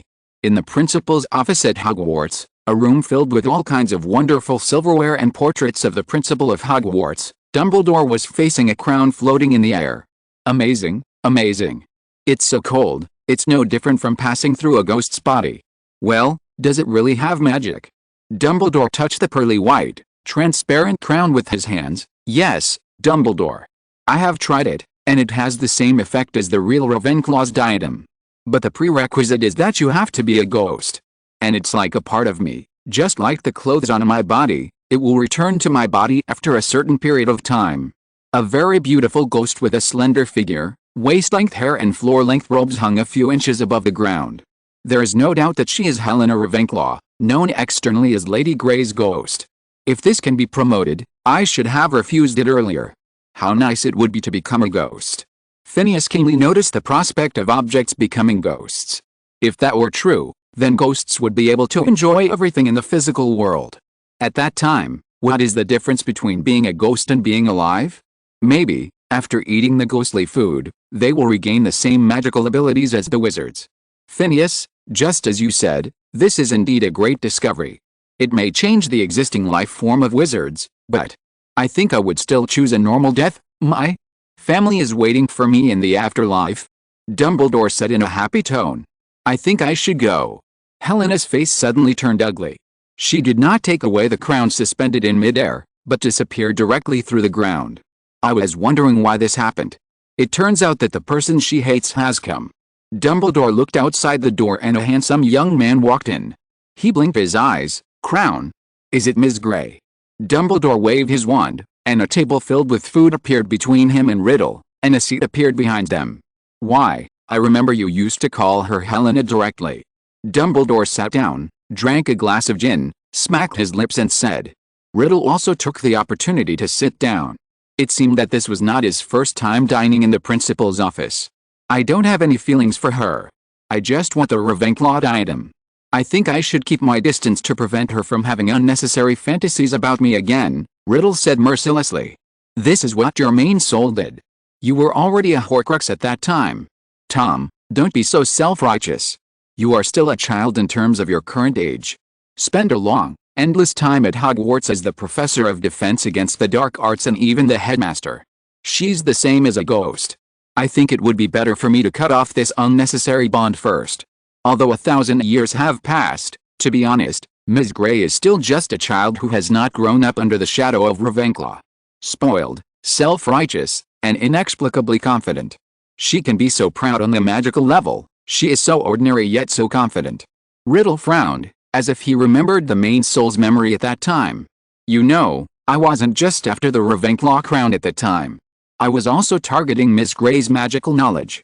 You know, she is the daughter of Ravenclaw. But, I am disappointed, she is just a fool. Even if she wasn't that great when she was alive, she has lived for thousands of years at least. Still a sucker though, Riddle complained about the wine. Although he is the embodiment of Voldemort's conscience, he still can't stand such a superficial woman. Not even Bella can compare. No matter what, Bella's performances in black magic were pretty good. They can still have a few words with each other. That's why they went to bed while chatting with each other. Let's not talk about Miss Grey for now. You met Harry today. What do you think? Look. His magic is indeed very powerful. If I had the slightest bit of ill will, my fate might be even worse than the locket you gave me some time ago. Besides, I noticed that he hasn't used his full strength yet. Hearing what Riddle said, Dumbledore suddenly laughed. Tom, it turns out that you are concerned about his strength. Dumbledore waved his wand again, and the image of Harry answering questions in the Defense Against the Dark Arts classroom appeared in the air. The most precious thing about Harry is his kind heart. He was serious about answering that question. He would also be considerate of the thugs who threatened his life. That's something we can never learn, Dumbledore exclaimed. Don't learn it. There's more than one form of strength, besides black and white, there is also gray, even. If I am neither evil nor kind, as long as I am determined in my heart, I will still be strong, just like Ravenclaw. Ravenclaw is not as kind as people think. Many of the books in Hogwarts were looted by her, but she is not completely evil, and can even be considered quite kind, and Yet she created a magic that the Big Four, or even all the wizards in history, could not do. Admit it, Dumbledore. Love is not great. It's just a form of magic, Riddle said coldly. Maybe, Tom, do you think I should go on, if I'll learn and conquer this magic? Dumbledore hesitated, which was rare with his wisdom. He can see the impact of this magic on the future. Knowledge itself is not wrong. Even if you can't figure out the magic behind this crown, someone will figure it out sooner or later. If you are the one who researches it, you can at least control its impact and the direction of the wizarding world. You're too shy, Riddle said sarcastically. Chapter 315, Mrs. Bones, Minister of Magic? Silence, incomparable silence. The portraits on the wall of the principal's office were also silent. Dumbledore looked at the crown and pondered for a long time, while Riddle beside him took a sip of gin, as if he was waiting for something. Wings, a long sigh came out of Dumbledore's mouth. At this moment, the crown floating in the air also disappeared. Oh, it's back on, Ms. Grey. If it were an ordinary wizard, he would probably mistakenly think that this ghostly crown was time-limited and disappeared. And Riddle realized that it had returned to its owner's head. That's amazing. If I were wearing the Sorting Hat now, Riddle stopped suddenly. It's Remus Lupin. I opened the door directly, as if I had urgent something to do. What's the matter, Lupin? Dumbledore's eyes became sharp. He knew that Lupin had always been a polite and steady wizard. For him to be like this, something big must have happened. Lupin looked at Riddle. He had not expected this man to be here. Just say it directly. You can trust Tom as much as you trust me. Dumbledore understood what Lupin meant as soon as he saw her eyes. Ms. Bones becomes a minister. But our people haven't received any news about why Fudge stepped down and what happened in the Ministry of Magic. After hesitating for a moment, Lupin said excitedly, the authority of the Ministry of Magic and the importance of the Minister of Magic more than Sirius and even other wizards. Therefore, he did not understand why Riddle just smiled, and Dumbledore was only surprised for a moment. This day has finally come. Ever since the Rita Skeeter report came out, I knew what was going to happen, especially since Fudge saw you as my weakness. That's you, Tom. Perhaps you will think me hypocritical when I say this. Fudge and Umbridge are still alive. Dumbledore looked at Riddle. You are worthy of being the great Dumbledore. You even know the name of that little man. Riddle sneered. After all, she is the senior deputy minister of the Ministry of Magic and a member of the Wizengamot court. Hearing Dumbledore say this, Riddle laughed even more exaggeratedly, as if he had heard a joke like Dumbledore was a purist. Lupin, standing at the dining table, frowned and looked dissatisfied. Minister of Magic, something we don't want. Also, I've always thought that it's a joke to judge whether one can join the Wizengamot Court Inquisition based on whether one can summon a Patronus with a flesh body. Riddle complained sarcastically. But when he saw Dumbledore's brows slightly frowned, he suppressed the desire to continue complaining. Well, I just did a little work. They're all still alive. Hearing this, Dumbledore's brow relaxed again. Fudge? And that little guy? Well, both of them actually. They were too crude in their work, accepting bribes, abusing public resources, and embezzling funds from other departments to enrich themselves. In short, there are too many small actions like the above that they could have hidden within their power. Dumbledore, I really can't understand why you would allow such a thing to go on stage. I just handed over a letter and some evidence on the way to Bones, a powerful woman, becoming a minister. I didn't do anything else. Besides, they probably have done even more disgusting things that I haven't discovered yet. Because, based on the content of my letter alone, the Ministry of Magic shouldn't have been able to suppress the news. Riddle looked incredulous. He also couldn't imagine that the two little people in his eyes could do anything big. I just think that I should stay away from power. Even Dumbledore was temporarily speechless. Fudge, he has always been a good boy. Power is something like that. Cough. Anyway, I don't regret not joining the Ministry of Magic. It would be terrible if it were me who had become corrupt. Dumbledore sighed. Do you really think that a ridiculous position like Minister for Magic is going to change you? The person I fear the most. If that's the case, there's only one thing I need to do to defeat you. Kill every wizard who's qualified for the position. Then you'll just have to take over this mess. If you're that fragile, the source that supports you so strongly, the belief in love and justice will also collapse, and I just need to come out and kill you. Kill you who have become weak. Riddle said angrily, might really fail. Dumbledore said in a relaxed tone. Riddle and Lupin beside them were speechless. Especially Lupin, who wanted to reprimand Riddle. Although he is the Dark Lord, Dumbledore is right next to him. As a member of the Order of the Phoenix, he was already unhappy with Voldemort. This is good news. Why are you all so sad? If there is anyone who will not deteriorate, I think it is Ms. Bones. Crouch is too cold and Scrimgeour cares too much about the reputation of the Ministry of Magic. Well, I'm really confused. Old Crouch is already in Azkaban with his son. Dumbledore taped his head with his wand, and silver thoughts poured into the surging meditation basin not far away. Dumbledore looked at the curious Lupin again. It's called the Pensieve. Sometimes I feel like my head is filled with too many thoughts and memories. I'm sure you understand that feeling. At this time, I used the Pensieve, he said, pointing to the stone basin. I drew the superfluous thoughts out of my mind and pour them into this basin. When I have time, I can look at them carefully. You know, it is easier to see their shapes and connections in this state. Is this thought? Lupin asked in surprise. Although he is a werewolf, in terms of magical level, he is far more powerful than the average Auror. As he has always been at the bottom of the Ministry of Magic, he even dared to touch Mad-Eye Moody. It was because of this that he understood how high a level of magic and alchemy it was to be able to shape and store invisible thoughts. Is that why I'm strange? You are the one who is least likely to degenerate. How can a wizard who often examines his own thoughts and reflects be swayed by power? Riddle couldn't help rolling his eyes thanks to H.F.L. Giant and 20190331160529695 for their monthly tickets, as well as other classmates for their recommendations and subscriptions. Chapter 316 Ryan's Curiosity. Tom, how do you feel about your first time as a professor today? Also, which college did you just say you would be assigned to? Well, why don't we talk about that wonderful magic? Dumbledore was obviously trying to change the subject. He said this to Riddle in an almost pleading tone. Logically, as apart from Voldemort, he should be happy to see Dumbledore's humble expression. But, for some reason, he just couldn't be happy. Lupin next to him also truly understood one thing, that is how much Dumbledore trusted Riddle. Then, let me talk about this. As a professor, I feel a great sense of accomplishment. The feeling of instilling my ideas into others is even stronger than when I was developing a community. I finally understand why I didn't give up the position of teaching defense against the dark arts many years after I became the Dark Lord. Dumbledore and Lupin showed different expressions on their faces after hearing Riddle's answer. Lupin's face was defensive. He knew what society Riddle was talking about. Its name was the Order of Valpurgis, the predecessor of the Death Eaters, an organization that was disbanded as soon as Voldemort graduated.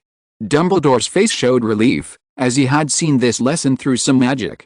Perhaps people who are not aware of the content of this class will think that this knowledge is very dangerous and should not be known by young wizards or even ordinary wizards. It is the taboo knowledge that Grindelwald uses to brainwash his subordinates. Muggles, but not their vulnerability. In Grindelwald's eyes, Muggles and wizards are two opposing groups. In Riddle's eyes, based on what was on his screen and what he said in class, he simply regarded wizards as Muggles who could use magic had the chance to make any real mistakes. He came to his senses and turned back. Perhaps feeling a little uncomfortable after being looked at by Dumbledore, Riddle continued, as for the new college I just mentioned, isn't it obvious?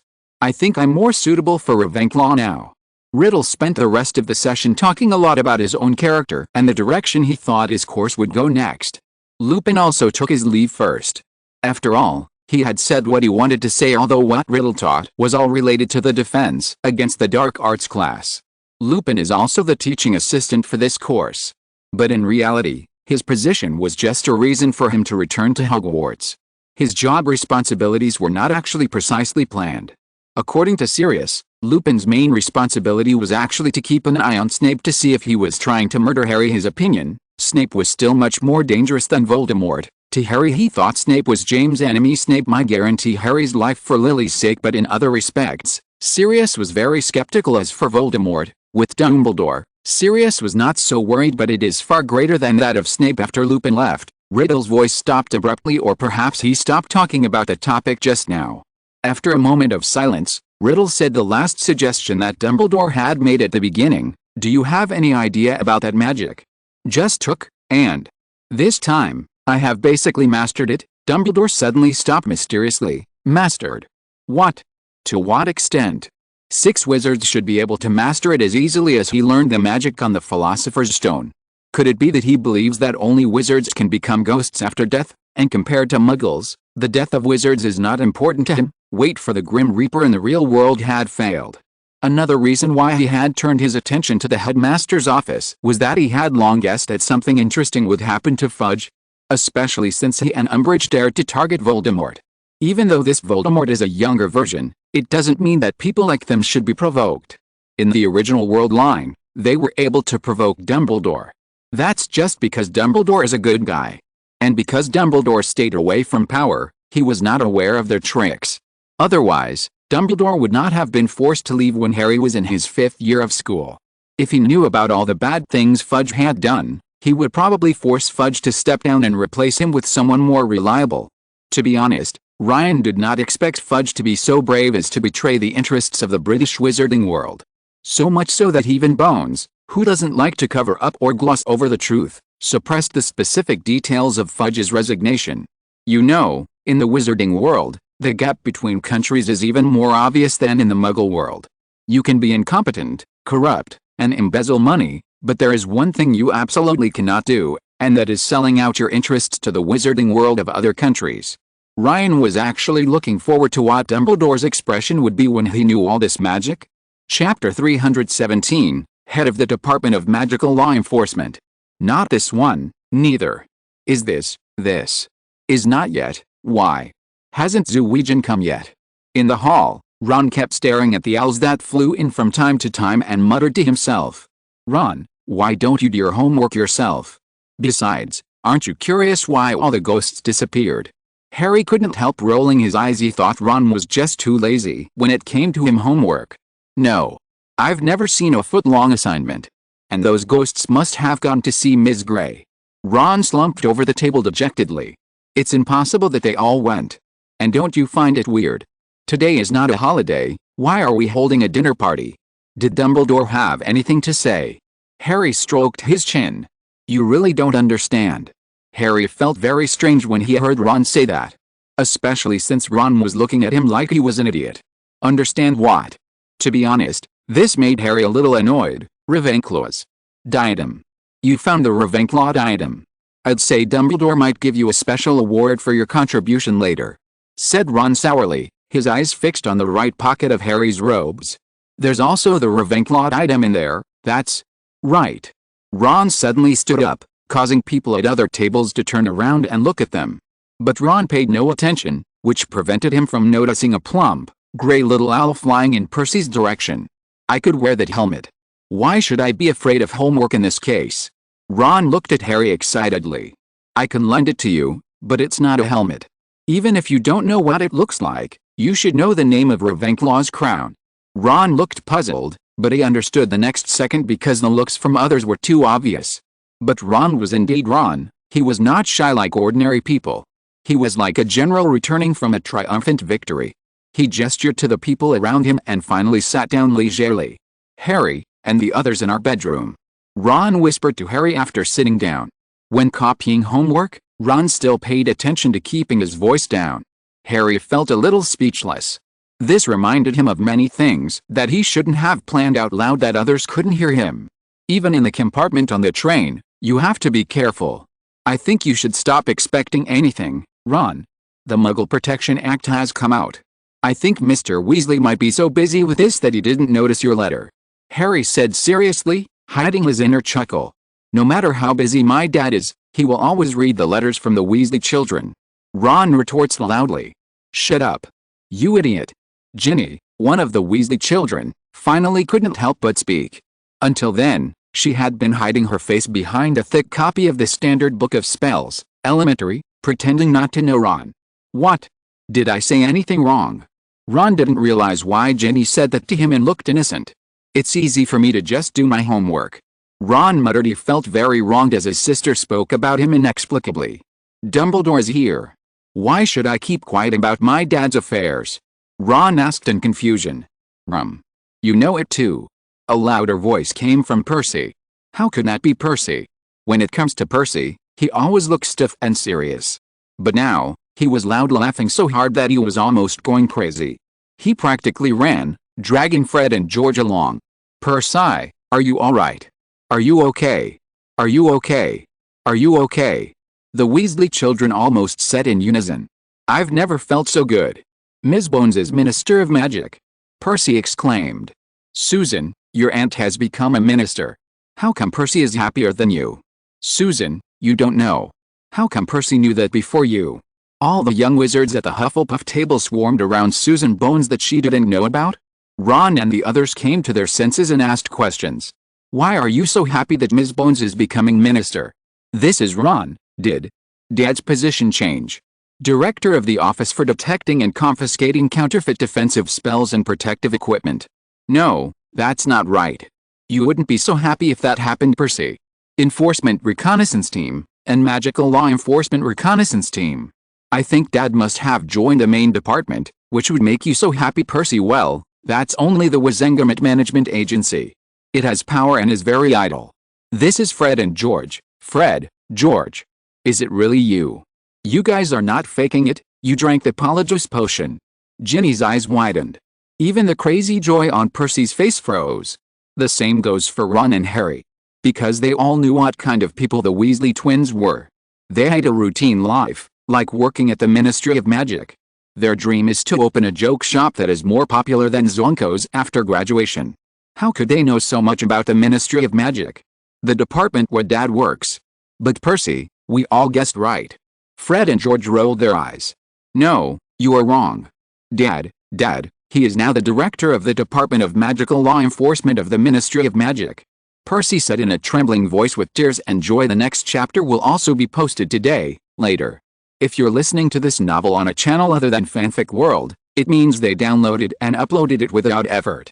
We cordially invite you to visit our channel, Mundo Fanfic Novelist. There you'll find the original version of this story, and you can explore many other novels of various genres. We're waiting for you to immerse yourself in a world of incredible novels. Chapter 318, Heroes of the Order of the Phoenix.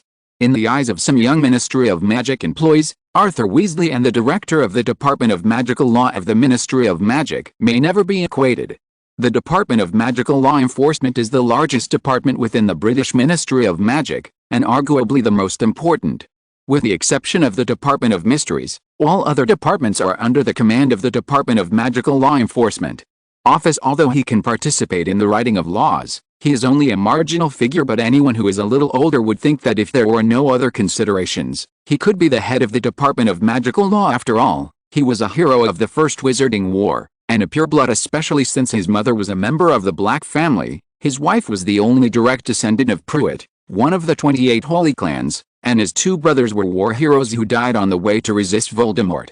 The reason why he couldn't become the leader, besides his own intention, was that he was a member of the Order of the Phoenix, and many knowledgeable people believe that it was definitely Dumbledore who did the work. Fudge might have stepped down because of him. After all, in the eyes of most people, there is no such person who would let his subordinates contribute to society but then fail to fight for the deserved benefits for them. Just like Arthur Weasley before, but he just needs to accumulate experience. But no one expected that Dumbledore was really such a person.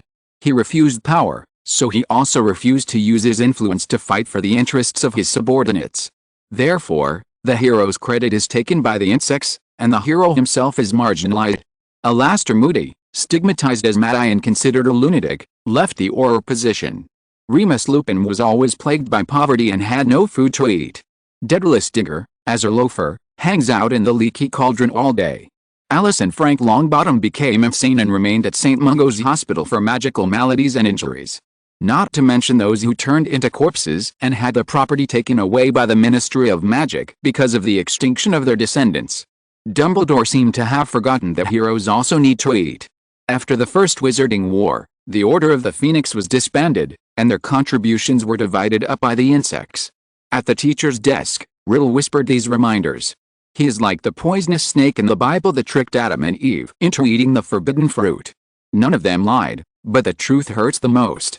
Seeing Percy, who was crazy and completely different from his previous self, and what Riddle said, even Dumbledore couldn't help but doubt whether he was really doing the right thing. Familiar faces appeared in his mind. For the first time, he felt that maybe he should take control, or at least let the heroes get what they deserve. He has the power and influence. Perhaps I am really wrong. Dumbledore sighed. Riddle next to him smiled with satisfaction. Yet, this is what his opponent, the person he fears the most, should be like. If the Order of the Phoenix is not disbanded, it will become a powerful political party in the Ministry of Magic. How could Voldemort rise again? Ryan, who was listening to their conversation, couldn't help but think that was why Dumbledore was so easily brought down by Fudge in the original world line. That's because he is so noble, and those who follow him have to be noble as well. It even seems that fighting for one's right to pay for what one deserves is considered unnoble. Who would dare to speak for Dumbledore like this? Except for his die-hard fans and those who are willing to give everything for justice. This world is always dominated by normal people. So no one dared to speak up for Dumbledore. In the audience, the Weasley family also had tears in their eyes after hearing Percy's words.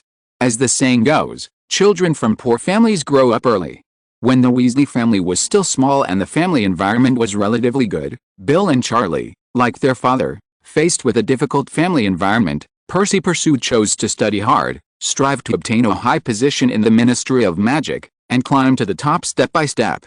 The Weasley twins just wanted to make a lot of money as soon as possible and fulfill their dreams suffocated by Percy's hug, and George was also hugged by Ron, who was ahead workshop than him. Ginny was the most reserved. She hugged Harry, as if to share her joy. Not far away, Malfoy at the Slytherin table couldn't help but applaud, wishing his idol the rightful place. He drummed so loudly that if you didn't know him you would think he was also a Weasley. Goyle, Crabbe, and Pansy, who were standing by, also applauded for Draco's sake.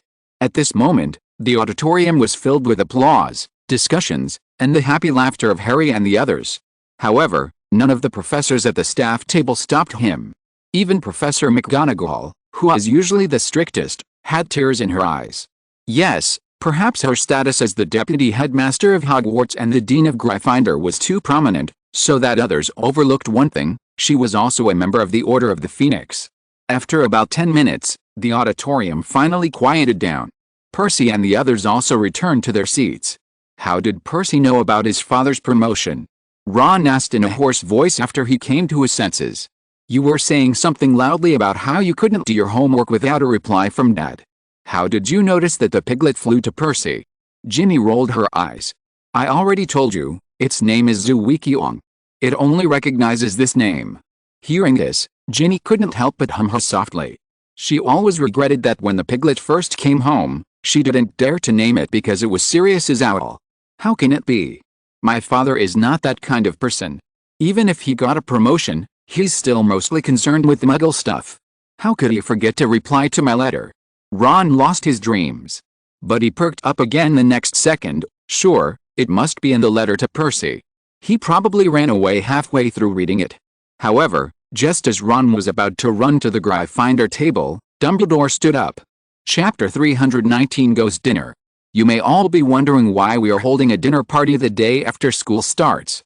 Just now on the stage, I heard a lot of interesting speculations. To give Harry Potter a special contribution award, to welcome the new Minister of Magic Amelia Bones. Some even said that it was because I drove away all the ghosts. Unfortunately, you all guessed wrong. At this point, Dumbledore winked mischievously. The students in the audience couldn't help but boo in disappointment. There were obviously more people at the Gryffindor table.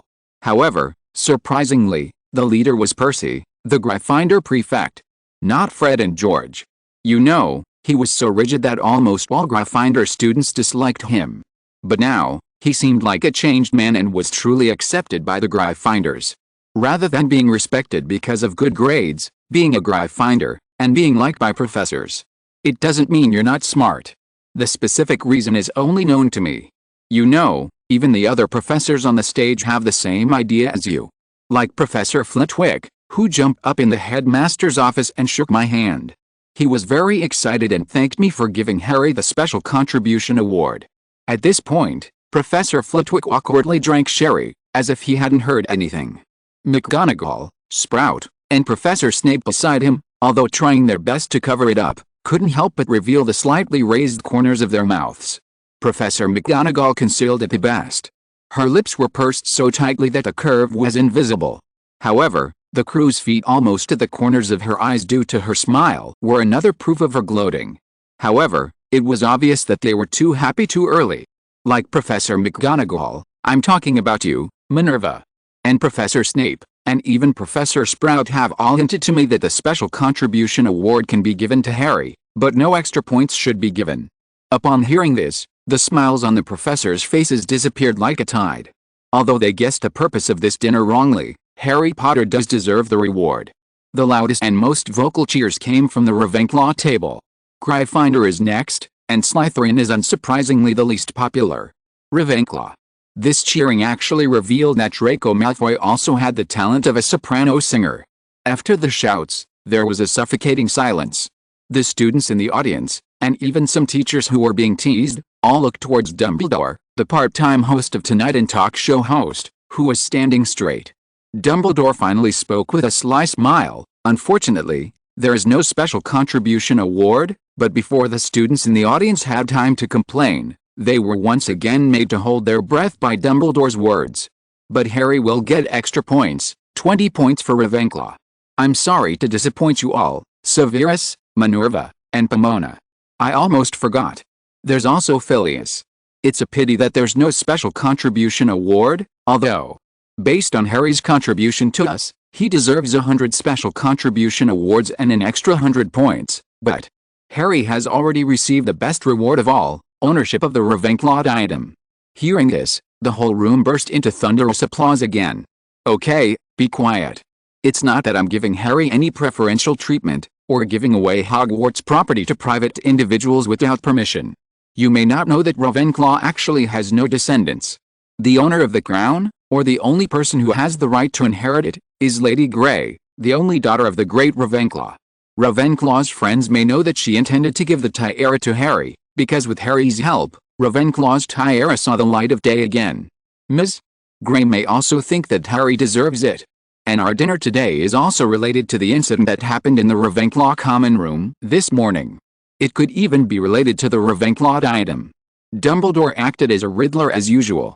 Everyone is used to it, except for the first-year students who are still not used to it and can't help but be curious, but when they saw that everyone else was listening quietly, they didn't dare to speak. But the crown in question is the crown that has been transformed into a ghostly garment, the ghostly crown on Miss Grey's head. With the help of Miss Grey and a little effort on my part, I have successfully mastered the magic. Having said this, Dumbledore paused because he knew that he would not be able to continue his speech smoothly from now on. We need to give some buffer time to the many professors and students who have understood the teachings.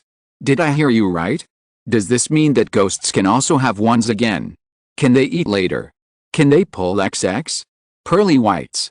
Dumbledore's words, the stage and the audience were filled with noise. Ahem, everyone's guesses are good. But that magic of Ravenclaw is also difficult for me. I now possess the ability to ghostify inanimate, non-magical matter. And it's time-limited. I can only ghostify food. So, everyone has guessed it, tonight is a dinner party for the ghosts and us. Dinner is ready. Dumbledore waved his wand and sat down again. The golden plates on the table were immediately filled with a variety of food. Next to the candles suspended in the air, there were pearly white transparent tables also suspended in the air, and they were also filled with pearly white transparent food. Ghosts ran out from the wall one by one, and were suspended next to the dining table with the same style as theirs. They all had joyful smiles on their faces. Sir Nicholas, you'd better be careful. Steak, it's so cold. What is that? Seamus raised his head slightly, but his hands continued to stuff something into his cheeks. It's food, kid. But it's really magical. The food just now went straight through the ground. I don't know where it fell. Nick looked under the ground out of curiosity and poked his head at Simo's feet. However, only Nick, who is so lively that he doesn't seem like a ghost, has the time to wander around. As for the other ghosts, they were eating and drinking to excess, their usual elegance and grace gone. Even the Bloody Baron, who had a bitter face all the time, was sitting above the Slytherin table in the corridor, drinking an unknown kind of wine. Chapter 320, The War Caused by the Death Anniversary Banquet. Nick, hey, where's Ms. Grey? Harry asked curiously to Nick, who was struggling to stuff food into his mouth. Even though he was very careful, some of the juicy food, its juice still penetrated the ground and disappeared.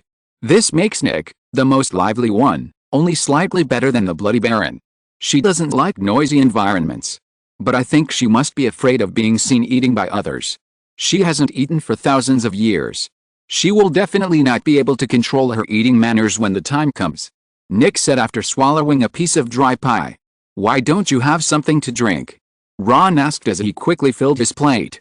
So many people around enjoyed the same feeling of being doused with ice water as Simo. Duh. Lisa Dupin accidentally swallowed it because she was too focused on the staff table. The dynamic nerves of the youngest chaser of this century. He narrowly avoided it. Dean didn't notice anything. The residue just went through his hair. Sorry, Nick hastily released the head, letting it bounce back onto his head. Then, the food scraps flew even wider. Even Draco, who was sitting at the Slytherin table at the very edge, was unfortunately caught. Everyone couldn't help but look at Nick angrily. Nick's face turned even more bitter. He had always been a very particular ghost, and considered himself an aristocrat, noble and elegant. One could tell from his appearance alone, long curly hair topped with a fashionable hat with a feather, and he wore a knee-length tunic with a cardinal-shaped ruffled collar that hid the fact that his neck was almost completely severed, unmistakably the attire of an English aristocrat. Are you okay? Harry looked at Nick, who was almost depressed, with concern. Nearly headless Nick waved an elegant long hand. It's a small matter. I can just be more careful. I thought I could just avoid juicy food, but then I forgot about my neck. Join the Headless Hunter team. Now, it's even difficult for me to drink some wine or eat some juicy steak. The reason you can't join the Headless Hunter team is because your neck is not completely broken, and there is still a little skin and tendons connecting your neck. Harry suddenly said. Hey, brother. Ron, who had no emotional intelligence, felt that Harry shouldn't say that. He pushed Harry's shoulder and reminded him.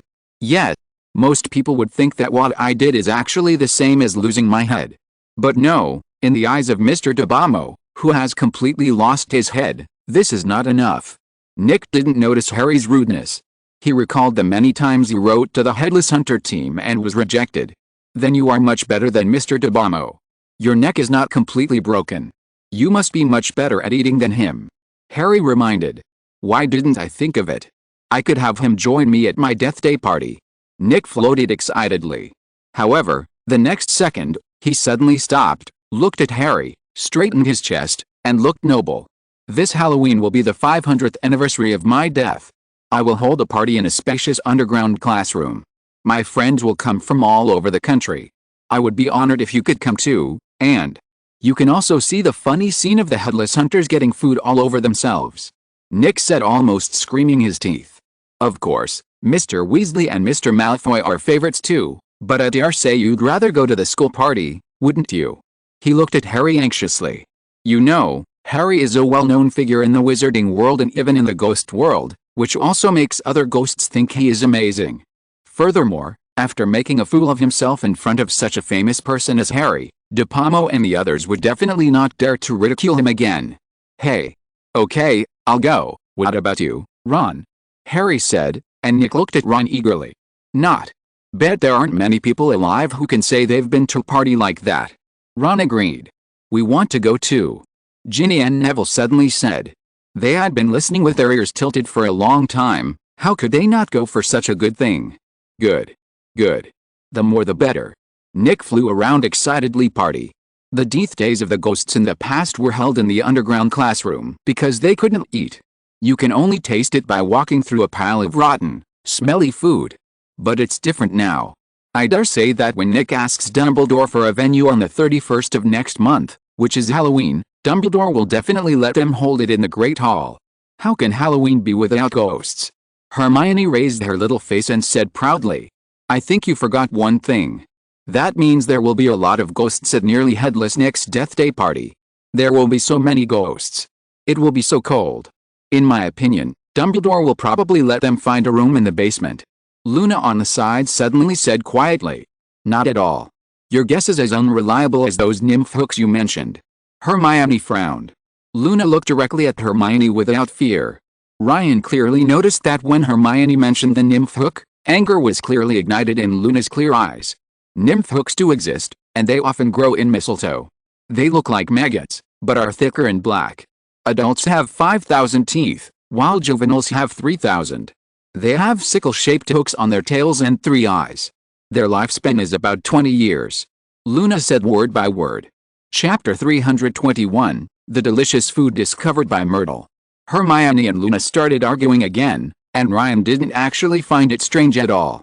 As for Hermione, she is more rational and is the kind of wizard who only believes in what is in books and has no imagination. Although she had come into contact with Ryan and had been trained by him many times, she was no longer the kind of person who believed in books blindly. But its essence has not actually changed. She just transferred her trust from books to the magical knowledge that Ryan taught her. As for Luna, she is the kind of sentimental person who plays with everything. Believe in some non-existent creatures and magical knowledge. She is actually an orthodox wizard. If this were the case in an era when the nature of wizards had not yet degenerated, her achievements would definitely be higher than Hermione's. The essence of wizards is reality benders. It is far better to make up your own theory than to study the laws of the material world and cast spells. In short, Luna and Hermione are completely at odds with each other, and their values are totally different. Not to mention that he was the one who caused the incident. Ryan looked at Hermione and Luna, who had started arguing again, his face speechless. Why can't they love each other like Penelope and Kate? As for giving Hermione and Luna the right to open up their mind world so that they wouldn't have the mind to quarrel, Ryan had never thought about it. If this is true, it means that he needs to occupy more mental resources. Although that little bit of resources is just a drop in the bucket for Ryan, just a drop of water in the ocean. But compared with thinking resources, it consumes more mental energy. If this were to happen, it would mean Ryan would have to communicate and interact with 4 women without interruption. Although it was a happy thing, Ryan still chose to refuse. I have made this mistake before. Because of his youth and ignorance, he showed too much to Kate and Penelope. To the extent that, Kate and Penelope have almost always been staying in Ryan's mind world since school started. Their bodies function normally with the help of their own subconscious minds and Ryan.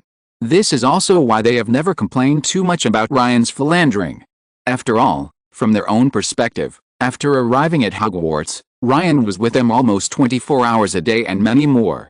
Ryan felt a gloating look. It's Harry Potter.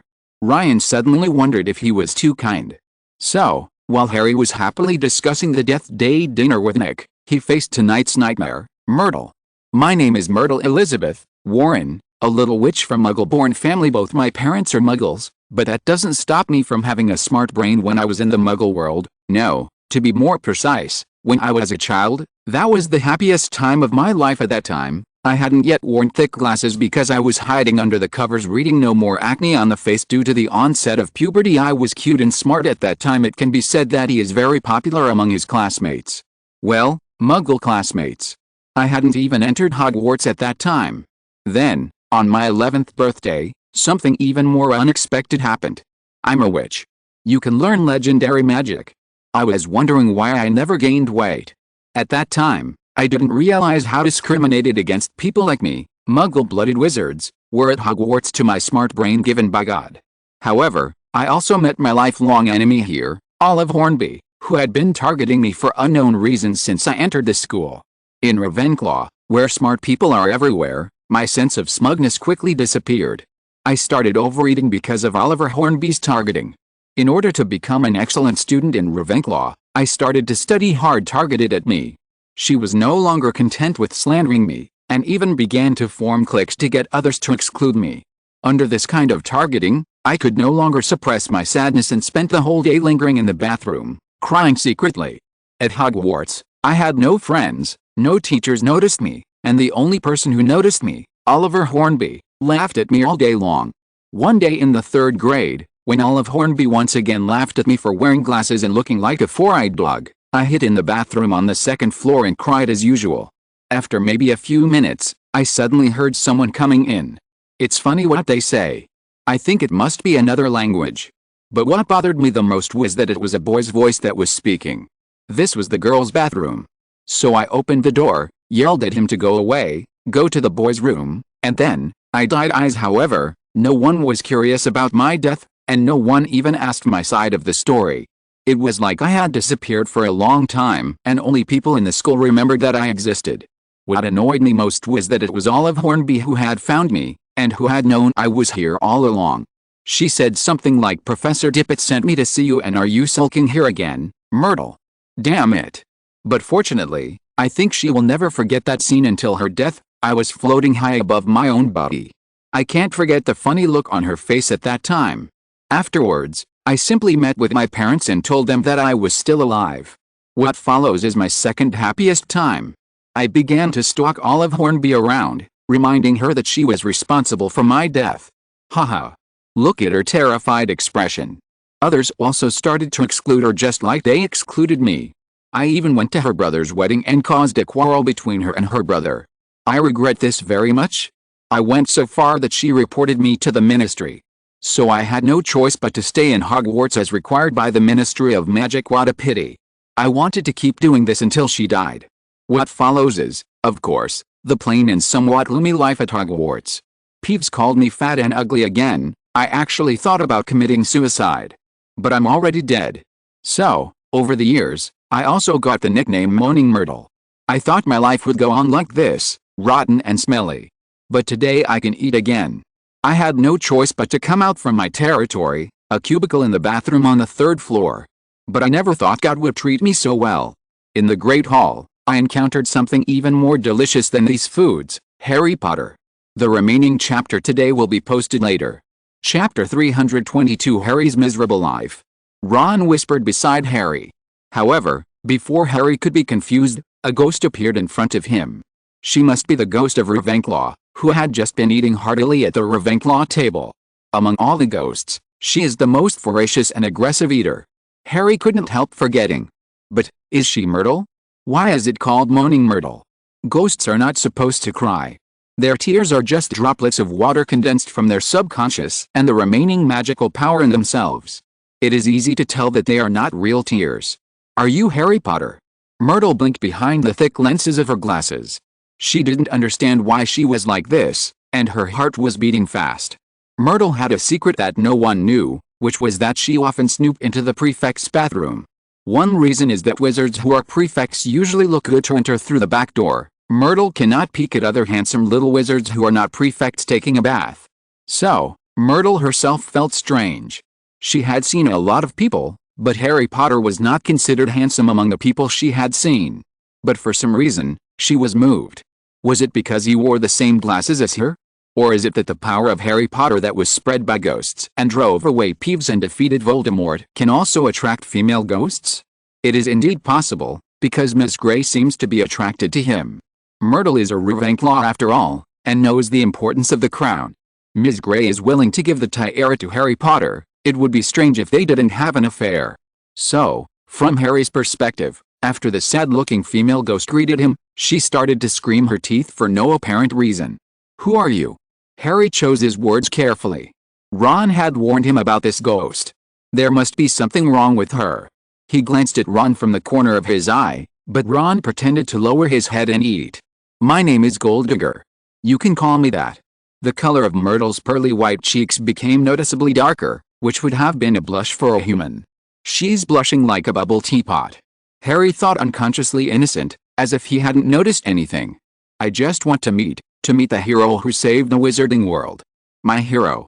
Myrtle put emphasis on the word hero at the end of her words. Harry's robes. Harry Potter, why are you wearing so much on such a hot day? Ah, how could I be so bad? But she had a very resentful expression, and when she saw Ron glance at her, she left a word and disappeared. Merlin's beard. Harry squeezed his legs together. He suddenly felt that the days ahead had lost their color. When it gets even hotter later, he won't be able to wear only his underwear under his robe and let himself go occasionally because Myrtles will pop up from the ground all the time. How can there be such a shameless female ghost? Ginny looked jealous. However, Harry had no time to dwell on why Ginny was jealous. Wait. Can Myrtle come into our dormitory? Will she come while we're taking a shower? Harry looked at Ron with fear on his face as he thought of a more serious problem. Harry, don't worry. You can't enter the common rooms and dormitories of each college without permission. Ms. Grey can, because she is the daughter of Ravenclaw, nearly headless Nick consoled. That's good, thank you, Nick. No, Sir Nicholas, Harry said, and Nick struck a pose of reserved grace for Harry to call him that, the name he most wanted to be called. But, Ron, who is that Myrtle? Harry asked fearfully. That's right, that's right. Ginny looked at her brother indignantly. Ron took a deep breath and said, She is a female ghost from Ravenclaw College, haunting the girls' bathroom on the 3rd floor all day long. Round, because she's always throwing tantrums and splashing water everywhere. Whenever you go to the bathroom, she screams and cries at you, and it's horrible, so everyone also calls her Moaning Myrtle. Ron said with a gleam of reminiscence in his eyes. Yes, she's still very withdrawn and cries all the time. To be honest, I'm surprised she came to the auditorium to attend the party. Almost Headless Nick echoed. Girls' bathroom. As long as you use the toilet spotted. Harry and Ginny the blind spot. Don't misunderstand me. I did this all for Ginny. Is all because of I do not know. But it could also be that Myrtle likes to yell. Ron waved his hand. I think only us ghosts know this. It's all thanks to some ghost who loves writing letters, exclaimed nearly Headless Nick. Chapter 323 New Team Members. This ghost dinner can be said to be a great success for both guests and hosts. But there was only one person who wasn't very happy, and that was Harry. In the following days, he saw Myrtle almost everywhere. As a ghost, she used her characteristics to peek at him from various places, such as the ground, corners, and ceiling. Every time Harry spotted her, she disappeared with a smile as sweet as a silver bell. Ravenclaw Tower, as Nick had said. This made Harry return to his habit of staying in the common room except between classes. It just so happened that Ron's father became the director of the Department of Magical Law Enforcement, and Harry's finding of the tiara was a major eye-catching event, so it was fine for him to stay in the common room. Although Ron had some complaints about not being able to be in the spotlight, he said nothing considering Harry's special situation. However, there was one thing Harry had to get out of the house for. That is to train and select new team members. Harry is the captain of the Ravenclaw Quidditch team. Although he has handed over the selection of players to Roger, he still needs to do the training and meeting of new players himself. So, after dinner, Harry returned to the common room briefly and then walked outside the castle. Harry, I'd say you should go talk to Nick about this. He's a ghost too, Ron said as he walked away. Besides studying the crown, I have been thinking about the team recently. Myrtle may be annoying, but she's also very sensitive and won't show up when I'm in a bad mood. I think we should wait. Besides these two things, the most important thing should be Draco. I've hardly seen him recently except for her biology classes or meals. Harry said worriedly, and occasionally gave a forced smile to those who greeted him. Draco probably wants to do this because of Pansy. I heard they are getting engaged. Besides, you can bear it, but I can't. Because Myrtle, I've been staying in the common room with you the whole time. The hate of my dad becoming head of the Department of Magical Lore's almost over. Bias, 7 said hello to you. I was like air. Ron said indignantly. Then what do you say? Hello. Harry was suddenly attacked by a senior Hufflepuff witch passing by, and Ron's eyes were full of jealousy. Very soft, right? Ron turned his head and looked at the tall figure. What? Fortunately Myrtle didn't see it, otherwise she would have made a fuss again. Harry wiped the sweat off his forehead with his left hand that didn't have the broom did, chasing away all the witches she knew who you, and in the end you had like to stay with her. And, you didn't notice that after that dinner, all the ghosts, their smoke-like, pearly white figures, gradually turned bloody. Harry, you'd better be careful. Later, you will have to marry Myrtle and have children, and it will be too late. Ron racked his brains and made up a reliable statement. Then what should I do? Harry finally looked horrified. These days, the reason why he could stay in the lounge with peace of mind was not only to avoid harassment, but also because he could see the beautiful ghost, Helena, from time to time. What if Helena really stayed away from him because of Myrtle? And if the ghost can really regain its color completely in the future, and even marry a living person and have children, then Helena cannot stay away from him. He must find a way to deal with Myrtle, who didn't know that Helena only considered him as a junior, thought so with a determined look on her face. Harry, you finally came to your senses. We can learn from the dead. Ron said mysteriously. Harry, who was originally not interested in this, should not be interested in Ron's suspense. But Harry, who already felt the danger, stopped and almost shouted, Dead people? What dead people? This scared Ron so much that he almost fell over. Okay, I'll tell you. The dead man I'm referring to is Oliver Hornby. When Myrtle first became a ghost, I followed her madly just as I followed you. In the end, Oliver Hornby reported to the Ministry of Magic, so Myrtle had to stay at Hogwarts. She was finally able to enjoy her old age. Hearing this, Harry finally relaxed. Then I just need to write a letter to Mr. Weasley. Harry almost jumped for joy. At this time, Ron and Harry also arrived at the stadium. Isn't this a tryout? Logically, all the students from 1st to 7th grade should be here. Ron, who knew everything about Quidditch, frowned. You forgot. Harry looked at Ron in surprise. Our Ravenclaw team is very special. Last school year, the beater and goalkeeper were already in the 7th grade. So, we have almost found the qualified candidates. Now it's just a matter of seeing how they progress and which 3 can become regular players and the others become substitutes. If I wasn't worried that there might be a genius like me in the 1st grade, our team would have been reorganized before school started. Unfortunately, no.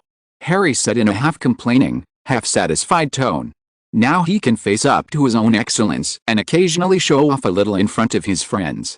I lost my mind, you know, about my dad. Davis. What's going on? Harry shouted towards the sky. Above the stadium, a blue figure landed on the ground on a broom. They're all good, but there are some changes in the old players. Like Henry, he chose to be a batsman. Roger said, holding a broom. Isn't he doing a good job? Who took his place? Harry raised his eyebrows unhappily. It's me. A clear voice like an oriole came from Harry's right. It was a cute girl with black hair. Chew. Zang. Harry confirmed doubtfully through the telescope. Do you know me? Carriage. Harry explained to Ron first, then he turned and acknowledged Chew Zhang. Yes, I know you. Captain Johnny introduced you to me, Ken. I? Nervously, I've seen you fly. You're an excellent Quidditch player who gets up before 7 a.m. to train. Why can't you do it? Harry stretched out his hand and welcomed Chew Zhang to join. Roger on the side breathed a sigh of relief. Chapter 324 Optimistic Lupin. The subsequent selection went smoothly. Because Captain Henry had already selected a group of people in the last school year, and anyone who could be here, no matter how bad they were, would be a qualified Quidditch player. The goalie position was taken by a burly 5th grader named Richard House. The remaining batting spot was taken by a junior named Bradley Jones. The position of the seeker is still Phoenix and Roger. However, a 3rd-year student named Chambers was very dissatisfied, not good, so he could only serve as a substitute. After a brief training, everyone walked towards the castle with tired steps.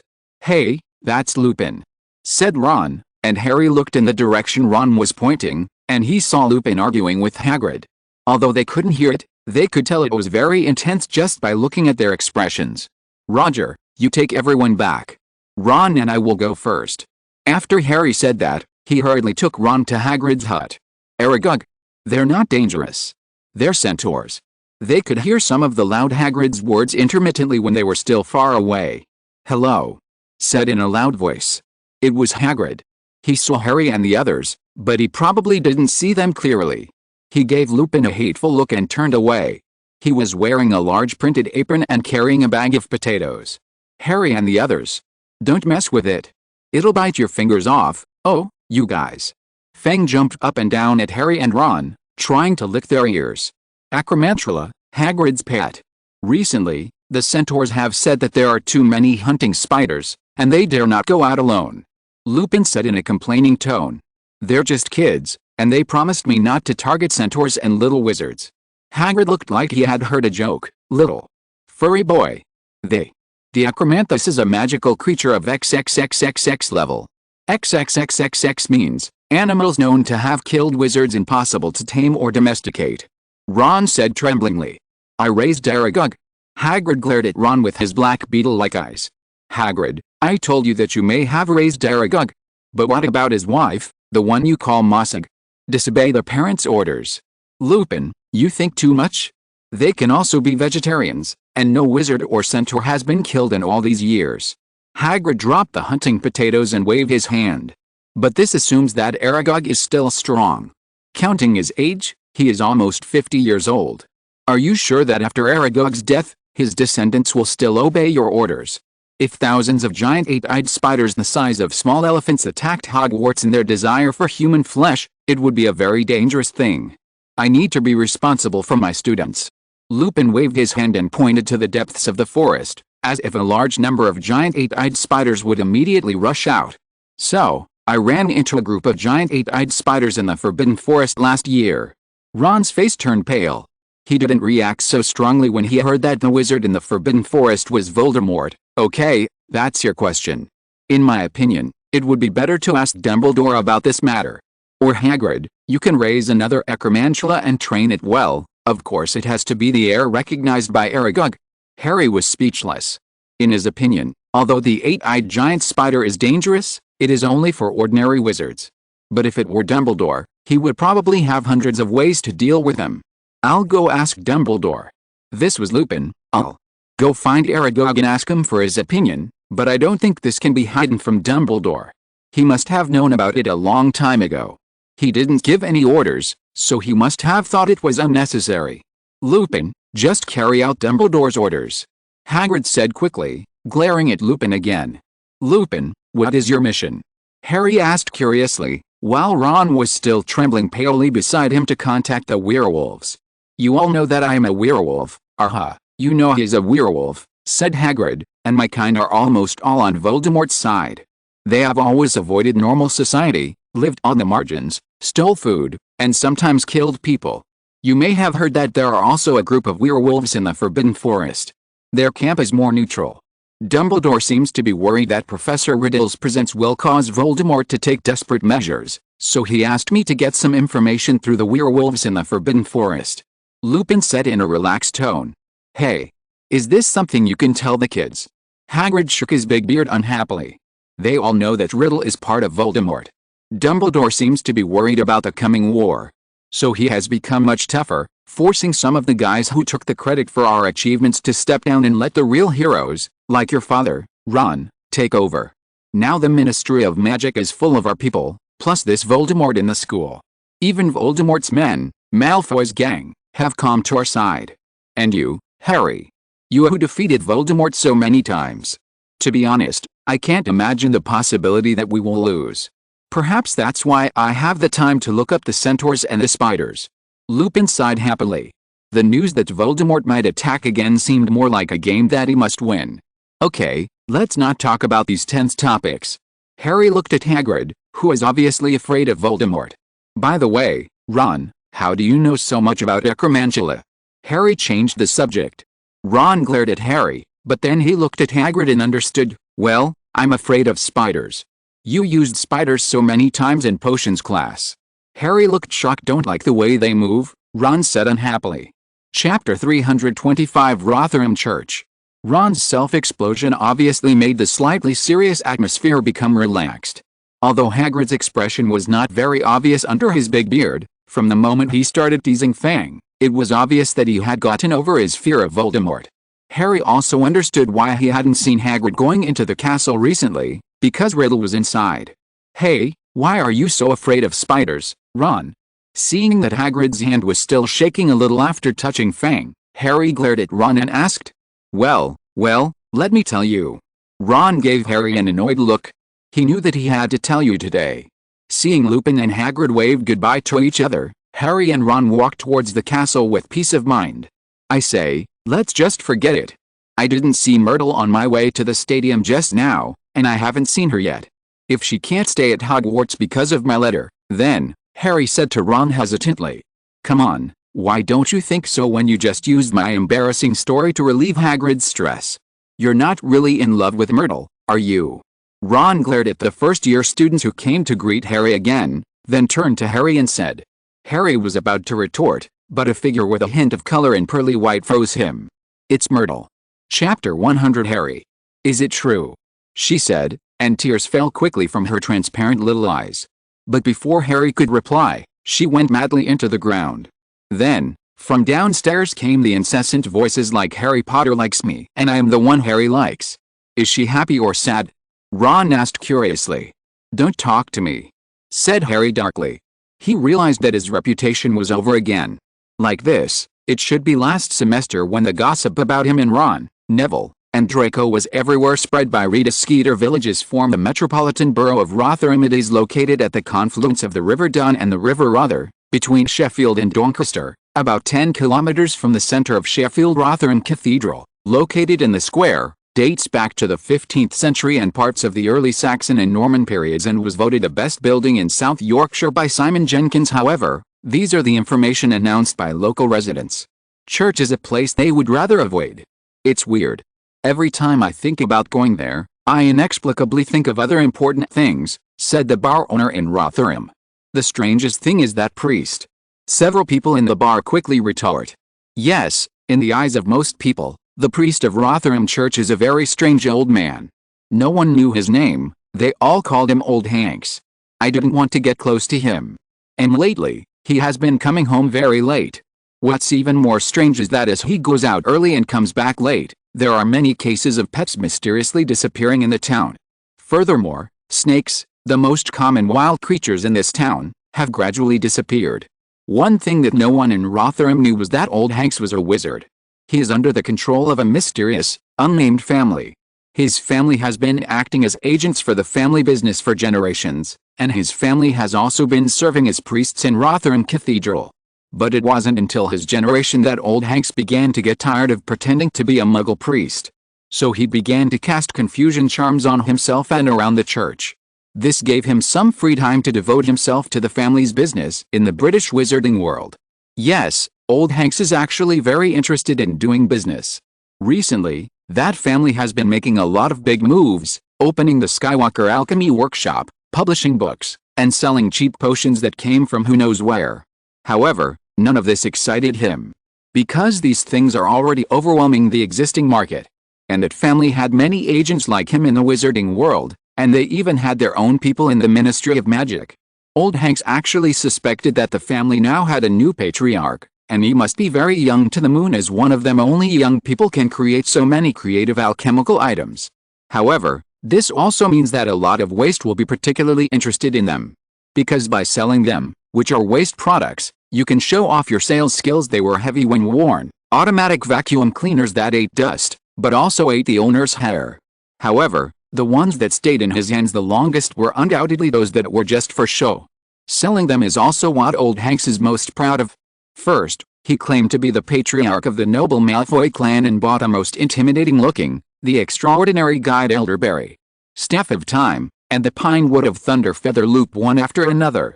But it had been nearly a month since the last transaction, and none of the remaining ones had been sold. To make matters worse, Old Hanks always felt that he was staring at him. In someone order to confirm this, Old Hanks even changed the time back, but the gloomy feeling still did not disappear.